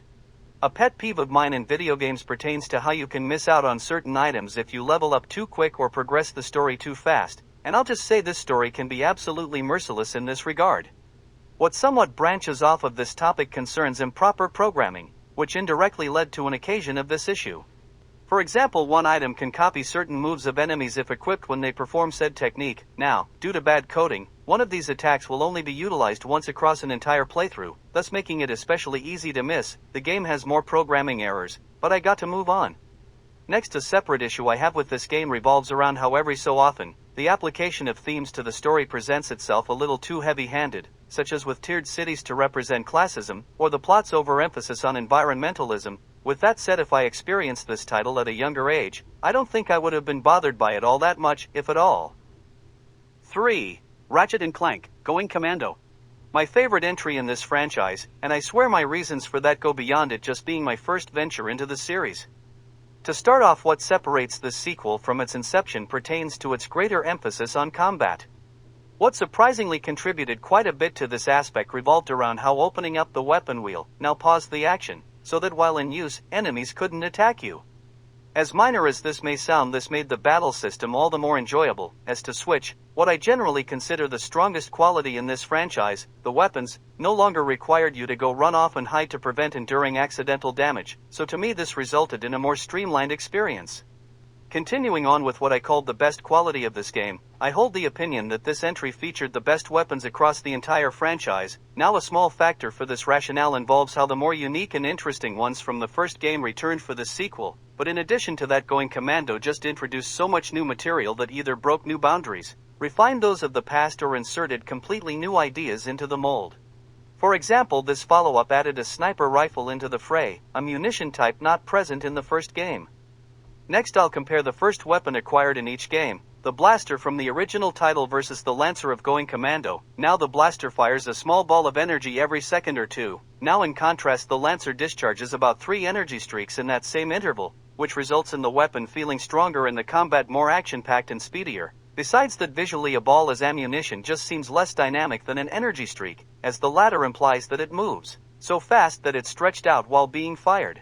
Thirdly, this game possessed 2 super weapons of sorts, the Rhino 2, which rapid-fired hyper-destructive missiles at foes, and the second, the Zodiac, acted as an infinity glove of sorts, that emitted lightning bolts that would instantly vaporize all nearby enemies, and other than the final boss, nothing withstood more than a single attack from it. Now I just think these 2 new weapons reflected how much more in-depth the combat of the game had become. Like the Rhino worked wonders against bosses, but against hordes of foes using it might be a bit wasteful, as it quickly blows through ammunition and you'll most likely miss a few rounds after finishing off an enemy or when refocusing on a new one. Now in contrast, the Zodiac might be impotent against bosses, but it can easily clear the field if you ever find yourself surrounded by waves of normal or even mini-boss level foes, so unless you use it against a single enemy, it won't feel like you've squandered ammunition. So yeah, the weapons of Going Commando just felt really well thought out. Going off on a bit of a tangent, if you harness these super weapons you will feel powerful when using them, so I think that immersion stands as another great quality of the game. One other interesting aspect about the weaponry of the game involved how many of them acted independently. Like a glove-based item could plant turrets in the ground to attack nearby foes, a different one could conjure miniaturized robotic bodyguards, and an expensive post-game upgrade to Clank could have him activate a zapper on his antenna to shock enemies. Now when I first experienced this title, this idea highly impressed me, as not only did it feel like you could fortify an impenetrable defense, but also the fact that you could have so many weapons active at once amazed me too. Now referring to Clank's Zapper, I've heard a few people criticize this feature as it costs as much as a super weapon, but inflicts minimal damage and at slow intervals. Now I perfectly understand why people might hate it, but to me I have no ill will towards it, as I view it as more of a joke gimmick weapon, especially since you have to finish the story to get your hands on it. I'll expand upon this topic later, but the game itself has a great sense of satirical humor, so I kind of see an overpriced and underpowered weapon aligning with its creator's own sense of humor. Again, I think people hating on the Clank Zapper are taking something unserious too seriously. Approaching the positives of the protagonist's arsenal from a different direction, what also added an extra layer of depth to them pertained to how if you used them in battle enough they could automatically upgrade, multiple times I might add, which as an aspect serves multiple functions, such as encouraging the player to try out all the different types of weapons / not just rely on using a super weapon during the later stages of the game. Besides that, it always leaves you with a sense of accomplishment, like if you're just goofing around mowing down random enemies. The fact that it contributes to the evolution of your weapon prevents the notion of this just occupying time. For reference, what I meant by claiming they upgraded revolves around how if used enough, they change forms and acquire new capabilities, like increased damage or range. The previously mentioned robotic bodyguard now comes with additional units, and sometimes a weapon might even gain a new status effect, like a laser that could comically turn foes into sheep now transforms them into black sheep, which under certain conditions causes them to explode, so they can now damage enemies, something they previously could not do. As I played Going Commando first, and the original title second made me able to greater appreciate the advancements it had made since. For instance, one manner in how this game improved upon a previous idea from the prior installment involved the ability to walk up walls, where Going Commando upgraded the magnet-based boots to the gravity boots, for instance to walk upside down. The former only permitted you to move along a specific magnetized path, at a reduced speed I might add, as well as restricted the use of most weapons. Now the latter allowed you to move at a normal pace up the entirety of specific types of walls, while also granting you permission to utilize all your acquired weapons, which itself enabled you to engage in firefights while scaling the side of a building. So, it refined the movement and the action. What also enhanced both of these aspects involved a new addition to the tools of the game, an item known as the charge boots, which acted as a sort of rocket shoes that allowed you to traverse the ground area at a much faster pace, and this became especially useful in wide open area terrains. Speaking of environment, I view the worlds of Going Commando as at least on par, or better than its predecessor and above every title in this series that came afterwards. What makes me lean more towards this iteration than the debut game regards how I can better discern Going Commando's explorable areas than its predecessors. For instance, this sequel possessed two snow-themed worlds, but from a single image I can more easily differentiate them from each other, the first one being a mountainous port town and the other a wide open desolate icy field. Now in contrast, the similar levels of the first game, worlds 2 and 5 to be exact, can be much harder to distinguish. Both can be summarized as grassy areas facing industrialization, so that's why in this category I slightly favor the second game over the debut title. A standout quality of Going Commando involved how much gameplay variety it featured: platforming, combat, racing, Star Fox-style ship battles, gliding sections, rail grinding, different types of puzzles under the guise of hacking, and giant robot boxing matches, which returned from the first game. So to me it felt like this game had everything, and it was mostly done right.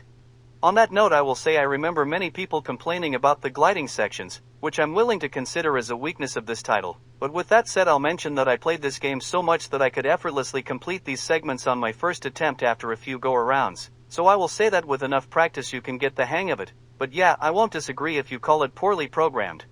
Finally, the humor of the game, which largely satires consumerism, but still harbored great innuendo-driven one-liners and slapstick comedy. For example, in-game you could occasionally watch some of its world's advertisements, and one of them lampooned a military recruitment commercial, where it mentioned how if you apply you will be trained in skills like martial arts, stealth, heavy weaponry, but then it would nonchalantly throw in stuff like ballroom dancing and origami. Another funny scene that always stuck out to me involved how the protagonist replaced his trusty wrench, basically the standard arm of the game, where instead of portraying this moment as some hallowed or monumental scene like most other video games would, he just casually throws away his old one, and picks up the new one, and continues on like nothing happened. So I view it as amusing because of how it deviates from the established norm. I already mentioned this with the first Ratchet game, but since it applies here I'll quickly skim over it again. Now I do think in terms of story and chemistry between the cast, the first game beats out Going Commando, not just because of better writing, but also because the sequel inserted a cheap twist towards the end, which kind of actually contradicted what the plot had established by that point. So I do think this near-perfect video game did have its faults too, but anyway, even though I almost always favor story or theme over gameplay, the sheer enjoyment I experienced from the latter crafted the image of Ratchet and Clank Going Commando into what I think a video game should be or embody. 2. The Legend of Zelda, Majora's Mask. For the longest time I could only rate this game a 9.9 out of 10, because I perceived the reuse of many character models from Ocarina of Time in this technically new world as an imperfection, since it indirectly implied either laziness on the part of the developers for not creating original models for new characters, or that this title exists as nothing more than an inferior copy of its praiseworthy predecessor. But after years of reflection I came to the conclusion that what I once considered as its sole weakness, in its own way worked to the actual benefit of the game, and in the end might actually be one of its strongest assets. For example, with many characters sharing an appearance with people from its predecessor title introduces many thought-provoking questions, like could this occur in a parallel, Alice in Wonderland type of world, to Ocarina of Time? The opening did portray the hero as falling down a rabbit hole of sorts, or possibly even that this all takes place within the protagonist's own mind and he happens to populate this dream world with people who he previously encountered. What further supports this interpretation involves the fact that those with whom he had previously formed a deep bond with during the events of his last journey, hence would immediately recognize, did not reappear in this game under new names, so since the characters integral to him lack counterparts kind of suggests that his memories may be influencing the story. Anyway, nothing confirms either speculation, but the fact that the concept itself can spark meaningful conversations helps craft a strong, rich and lore setting. To build off of that topic, Majora's Mask devises an interesting world in its own right, independent of Ocarina of Time. For example, it dives deeper into more surreal or abstract subjects than its predecessor, and you can present a strong argument for darker ones as well, as the events of this game center around a city doomed to be destroyed by a falling moon, which for some reason sports a face, and an enraged one at that, to amplify the bizarreness. Other strange and/or supernatural happenings involve a kingdom of zombies and skeletal beasts rising from the dead, potentially what could be aliens tormenting a farm, and even an imp possessed by the titular mask running amok, who by the way actually turns the protagonist into a plant creature at the beginning of the story, so these abnormal circumstances sculpt an interesting world, strong in atmosphere. One of the more defining oddities in the world of Majora's Mask, and/or its gameplay, involves time, as in this game the player has the ability to turn back the clock, and essentially has him experiencing the same 3 days over and over again to prevent the moon falling to Earth. As a feature, this enhances so many elements of gameplay and/or its story. Like in most Zelda installments, after you complete a dungeon you can't really redo the level again, or at least in the sense of beginning from square one. The same applies to boss battles too, while Majora's Mask grants you that opportunity if you desire, as since you can restart from day one, the dungeons reset as well, so yeah, you can replay old levels. And by the way, I have to say this feels like the most natural and least contrived way I've ever seen a video game include this feature. As an added bonus, if you simply wish to fight the bosses again, without having to redo the whole temple, you can find a platform at the beginning of each dungeon that warps you directly to them, so it doesn't waste your time either.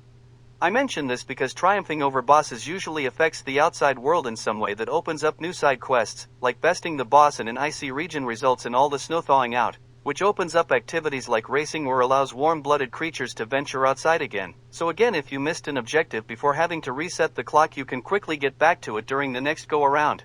The repeating 3-day cycle contributes another strength to the game in that it allows for a much more intimate and personal storytelling with its cast of characters, like because you relive the same 3 days over and over again, you can witness how the altering of events can affect a character's actions. For instance, with the previously mentioned farm dealing with alien problems, if you chose to help fend off their otherworldly intruders on day one, you later gain access to a side quest that will grant you club membership to a milk bar on a subsequent day. Whereas if, let's say, you neglected the farm's request or just even failed at defending the ranch, the next day you will find the girl who initially made the request wandering around aimlessly and likely lobotomized, her older sister severely depressed, and learn that their business collapsed, so the diverging timelines yield vastly different consequences. Time travel aside, Majora's Mask still wrote more personal narratives that depicted new sides to characters, like on day one you can find a swordmaster confidently stating how when the moon comes crashing down he'll slice it in half, only for on the night of the final day to find him cowering in a hidden room. In essence, this game also uses the world's impending doom to display different sides of a character, which they might not normally exhibit, which again better fleshes out their true person. Moving on, Majora's Mask expanded upon what Ocarina of Time built in a fascinating way, in how using masks, a creative connection to the title of this game, the protagonist could transform into different species of the Zelda universe, which in its own way remedied what might often be attributed to as a weakness of its predecessor. For example, a few people have complained how traversing the lands in Ocarina of Time could be a little slow. Well, one new form, I'll just say a rock person capable of curling up into a ball and rolling around permitted for much speedier movement. Interjecting this, and I've heard some criticize this inclusion as it essentially acted as a better form of transportation than horse riding, essentially rendering the latter pointless, except for one moment where you needed it to jump over a fence barrier, basically a one-time use key. To me, I see this as a non-issue likely stemming from someone trying to poke holes in a popular game they don't personally like. For example, I think the omission of the horse would likely have resulted in a greater uproar of displeasure, so leaving it intact even if virtually unnecessary probably served as the better option. More choices is favorable to none, plus at the beginning of the game the horse gets stolen, so the idea of having to retrieve it operates as a good symbol for returning to form. Back to the topic at hand, another transformation, essentially a fish person could swim through water much quicker than as a human. Besides that too, it also allowed for walking on the bottoms of bodies of water, which technically Ocarina of Time already accomplished, except Majora's Mask skipped one minor factor that many previously argued is tedious. For instance, in this new form you could just tap a button and immediately sink down below, whereas Ocarina of Time required you to navigate the main menu to turn on an item to do so. Basically, Majora's Mask streamlined this process to make everything go quicker, so not only did this sequel introduce great new ideas to the franchise, but it improved upon the old. Continuing on with the purposes of the masks, besides the ones that transformed, others granted their own separate types of abilities, such as being able to communicate with animals, pacify enemies, blend in with the background to move around unseen, summon various mystical entities in specific locations, to run at a faster speed or during one particular boss battle grow to the size of skyscrapers. Anyway, I view all these items as a great new addition to the franchise, especially since it inadvertently helps place a greater importance on the type of object of which this game takes its name from. Going off on a tangent, what masks you collected during your playthrough affected the credits, like if you missed one, the mask itself would appear during the credits, but if you obtained it, a quick cutscene explaining what happened to the people associated with said item would play instead, like one side quest involved retrieving a stolen object necessary for a couple to get married, and if you accomplished the task, a quick fragment of their wedding ceremony would be shown. Admittedly, this may sound cosmetic, but regardless, I view it as a cool little detail that reflects how your character impacted the world. Silly as this may seem to me, these minor additions tend to be the catalyst for what promotes an A-tier game into one I consider an A+ grade. One other way in how Majora's Mask built upon what Ocarina of Time founded, involved how basically every non-boss enemy from its predecessor returned for this game as well, but in addition to that added dozens of new ones into the fray too, so it possessed an even more solid roster of adversaries to face. Plus some foes that first appeared during the 2D era of the franchise, but got skipped over in Ocarina of Time, made their debut into 3D through Majora's Mask, which if you may have been a longtime fan further strengthens the game's presentation in the sense of allusions to the past. Next, what separates this title from the rest of the franchise for me, elevating it above many later titles, pertains to how it broke many franchise norms. Like most of the other entries of this series adhere to the narrative of saving the princess, usually from the same recurring villain I might add, but Majora's Mask totally bucked this formula. Like the antagonist of this game happens to be the titular object and its wearer, and likewise the titular princess only cameos through a brief flashback sequence, so it really felt like its own independent story rather than a retelling of the same narrative, which in its own right I think has improved the reputation of this game over time, since most of the newer titles at least in the 3D realm have just followed the typical mold of reusing the same antagonist. In all honesty, I wish more future Zelda games would branch off and have their exclusive antagonists as well, since I feel the main villain has become overused. In terms of the overall quality of this game's soundtrack, I easily view it as an all-time top 5 in the medium of gaming. A personal favorite song of mine would be the theme for Stone Tower Temple. To end this off, I need to confess I've gone back and forth debating if I should have ranked this as number 1 or not. On the right day I probably would have, but alas, only one title can take the top seat. But regardless of this only coming in second place, I'll reiterate that through its sheer creativity proved itself as more than just an expansion to Ocarina of Time, and to be upfront, I now actually prefer the fact that this game reused assets and models from its predecessor, as I think that sends an artistic statement that could not have been properly expressed with totally original material. 1. The Legend of Zelda, Ocarina of Time. As what I assume most of you have guessed by now, or if you just flat out peeked ahead and already knew, Ocarina of Time takes the top spot. Again, I reiterate I've gone back and forth deciding if I should consider this or Majora's Mask as my favorite game of all time. I'm honestly fine with either, but at the end of the day I ultimately chose this one, because the notion of Ocarina of Time not receiving a perfect score offends me more than if I heard the same apply to Majora's Mask. Now for me, what establishes this game as a legend pertains to how strong of a fantasy setting it crafted. Like as of late I've heard people confused about why this typically rates higher than its 2D predecessor, A Link to the Past, as they genuinely don't see this as anything more than a 3D interpretation of the same game. Well, to answer those who might hold this belief, for me the fantasy element separates them from each other. For example, the protagonist of A Link to the Past just grows up on the outskirts of a normal human village, while the hero of Ocarina of Time came of age in a forest populated by elves that never age past childhood. Likewise, a normal human uncle reared the protagonist of A Link to the Past, while in Ocarina of Time an elderly talking tree served as the parental figure to its lead. So already within the first 2 minutes of the game, Ocarina of Time crafts an infinitely more intriguing fantasy setting, which for me already transcends the notion of it being nothing more than a 3D version of A Link to the Past. As I've repeatedly stated with so many prior entries on this list, tone, mood, and atmosphere hold a major influence in what I value in art, not just video games in general, and I personally argue that Ocarina of Time excelled in these 3 categories beyond any other title in this very medium. As it perfectly captured the nature and essence of locations ranging from a tranquil horse ranch to an underground torture chamber, or even from a holy temple containing a kingdom's sacred object to a surrealistic mansion twisted and warped by the overgrowth of surrounding forests. What in my opinion further solidifies this status regards its excellent soundtrack, which I personally consider as the best in all of gaming, not just its own generation I might add, and its application of said music to enhance the ambience of its various locales and/or scenes. Like the eerie theme of the forest temple helps evoke a sensation of being lost in the woods or even just frankly separated from reality. Or another fine example involves the dramatic shift in music from the protagonist's exiting of his own hometown to finally entering the outside world, where the prior audio can almost be described as whimsical, to when the transition to the next area becomes loud and bombastic, which as a movement signifies leaving behind a safe, peaceful, almost innocent world to embark on a great adventure where endless perils lie ahead.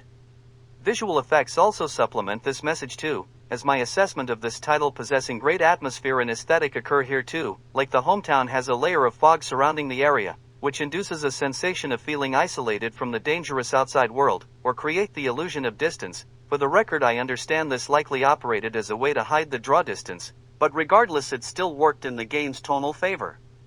Similarly, another moment that probably served as a way to disguise system limitations, but indirectly produced great aesthetic, involved a late stage boss, wherein the battle against him, a shroud of darkness covers his face, making him appear silhouette-like, but because of the flash from a lightning bolt off in the distance, his person temporarily becomes visible, which as an inclusion elevates his intimidation factor by portraying him as this mysterious monster lurking in the darkness. Think of it as the fear of the unknown being greater than the known.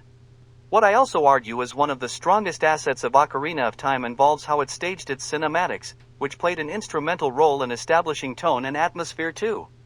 Such as in the transitional scene of where the hero finally leaves his home village, where the view places the camera from inside the exit door, so you the player can see the protagonist's face as he departs, only for his childhood friend to mystically fade into existence from behind him, even though he later turns back and strikes up a conversation. The imagery itself flat out nails the emotion and point of the scene with its cinematography.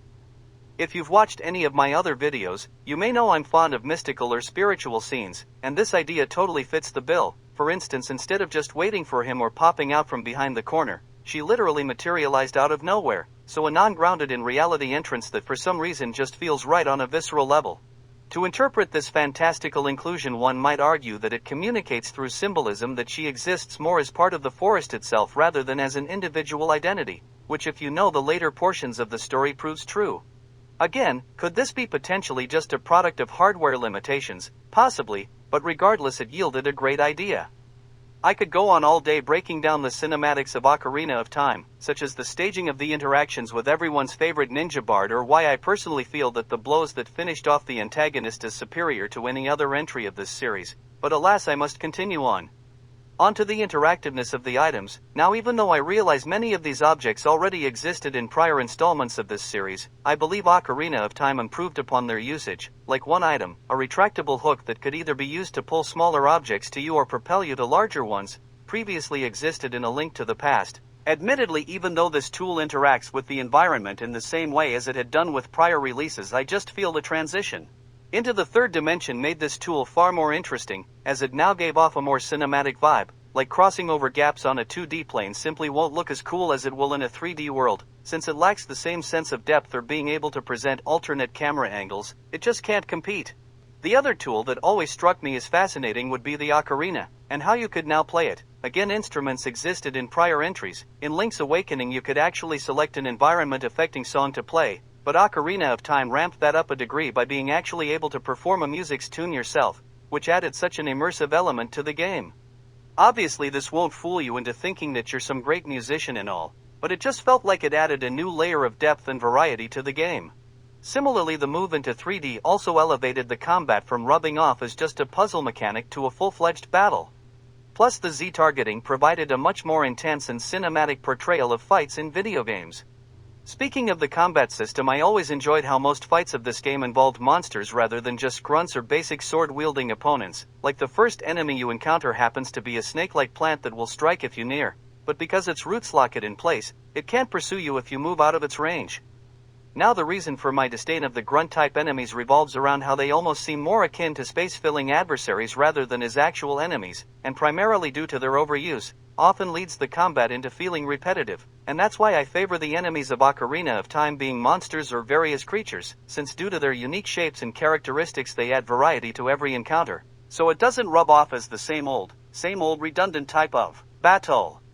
Now, not to say that Ocarina of Time doesn't have sword-wielding opponents, it does, but the game utilizes them so infrequently that they don't become repetitive, and besides that they usually assume roles like that of a more challenging mini-boss, which prevents them from coming off as like space-filling grunts due to their greater difficulty. To further prove my point of different types of enemies with their own unique style of combat, other encounterable foes in Ocarina of Time include giant spiders with super hard exoskeletons that can only be defeated by an arrow, or a slash to its underbelly, thick-skinned fire-breathing lizards that only sustain damage from blows to their tail, but can also be tricked into consuming explosive plants, or another type of foe involves the re-dead, essentially slow-moving zombies whose screeches can paralyze you long enough for them to pin you down and sink their teeth into you. So yeah, this title had an interesting variety of enemies to fight. Building off of that, many of these foes dwell within certain areas, which added a unique sense of identity to the place they lurk, like the re-dead populate crypts or ruined cities, while the fire-breathing lizards roam the insides of a cavernous mountain. Basically, exclusive sets of enemy types inhabiting a certain location gives their region a culture of sorts. Tangentially, how all the main dungeons follow a specific unifying theme gives off a cool structure to the game, like the ones explored during the child era abide by the phrase, into the belly of the beast, and the ones traversed while as an adult share a motif of a temple loosely dedicated to the classical elements, fire temple, water temple, etc. To that, I further enjoy this concept, because it further provides this title's in-game world a sense of culture, and the fact that it follows a coherent scheme makes it all the more interesting. Not to knock on the older games too much, but Ocarina of Time's dungeons following a set pattern makes them way easier to remember too. Now, I don't think this title practiced this following concept to anywhere near the same degree as, say, Super Mario 64, but it certainly incorporated it into its gameplay, and it involved how freeing it felt to play, like wearing the iron boots allowed you to sink and walk around underwater, or donning a heat-resistant tunic let you explore the insides of an active volcano, and swinging from rooftop to rooftop with the hookshot honestly made me feel like Spider-Man when I first played this game, plus even being able to ride around on a horse seemed liberating too, so yeah, for its era Ocarina of Time really felt like an unbounded playground. I've mentioned this with other games already, but few rival Ocarina of Time in this aspect, and it involves how leaving some questions unanswered and open-ended created mysteries within the game's lore, and the theories attempting to solve said secrets have taken on a life beyond the confines of the title itself. For example, during the adult era of the game, a structure that formerly stood as a guard station has now become a home for a wraith-like man who collects ghost spirits, and this has led to much speculation into the identity of this person or entity, like could this just be the twisted form of the guard who formerly occupied this building during the child portion of the story, or could it be an entirely separate person? Others have even wondered if this might be a grown-up version of a creepy kid fascinated by the paranormal from when the protagonist was a kid himself. Again, most likely fans ran wild with this idea, but regardless, the unanswered mystery of this situation just makes this a fun idea to reflect about years later, and that in and of itself has inadvertently made the world richer and more interesting. So again, to me, the game itself has almost transcended what was actually programmed onto its cartridge. What might be a good way to end off this discussion regards how Ocarina of Time masterfully handled themes of growing up, such as ending off the first section of the story by exiting a town that represents the innocence of childhood, and likewise nearing the conclusion, a fairy that accompanied the protagonist throughout his journey has to leave him behind, which represents how the hero has now become an adult, and has to rely on himself from now on. Beyond that, the imagery of a fairy could be interpreted as fantasy or childish imagination, and its departing further reinforces the bittersweet concept of leaving behind your kid-like self and entering into the real world.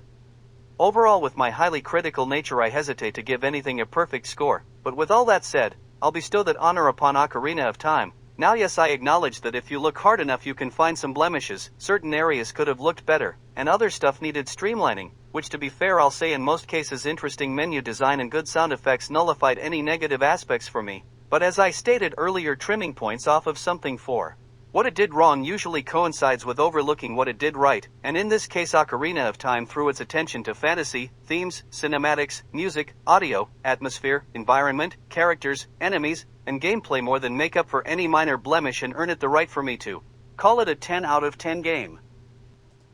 With number 1 concluded, it seems we've finally reached the end of this list, and I have to say to those who've stuck with me throughout this entire project, I sincerely appreciate your dedication and your viewership. My channel would be nowhere without you all.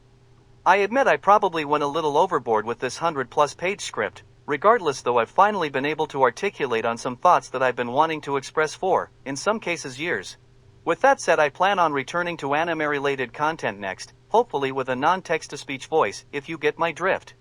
To end this off, thanks for watching this video, hopefully you all enjoyed it. If after this 12+ hour excursion you think you understand my tastes enough to give some good recommendations, feel free to comment below. I'm all ears. Again, thanks for watching.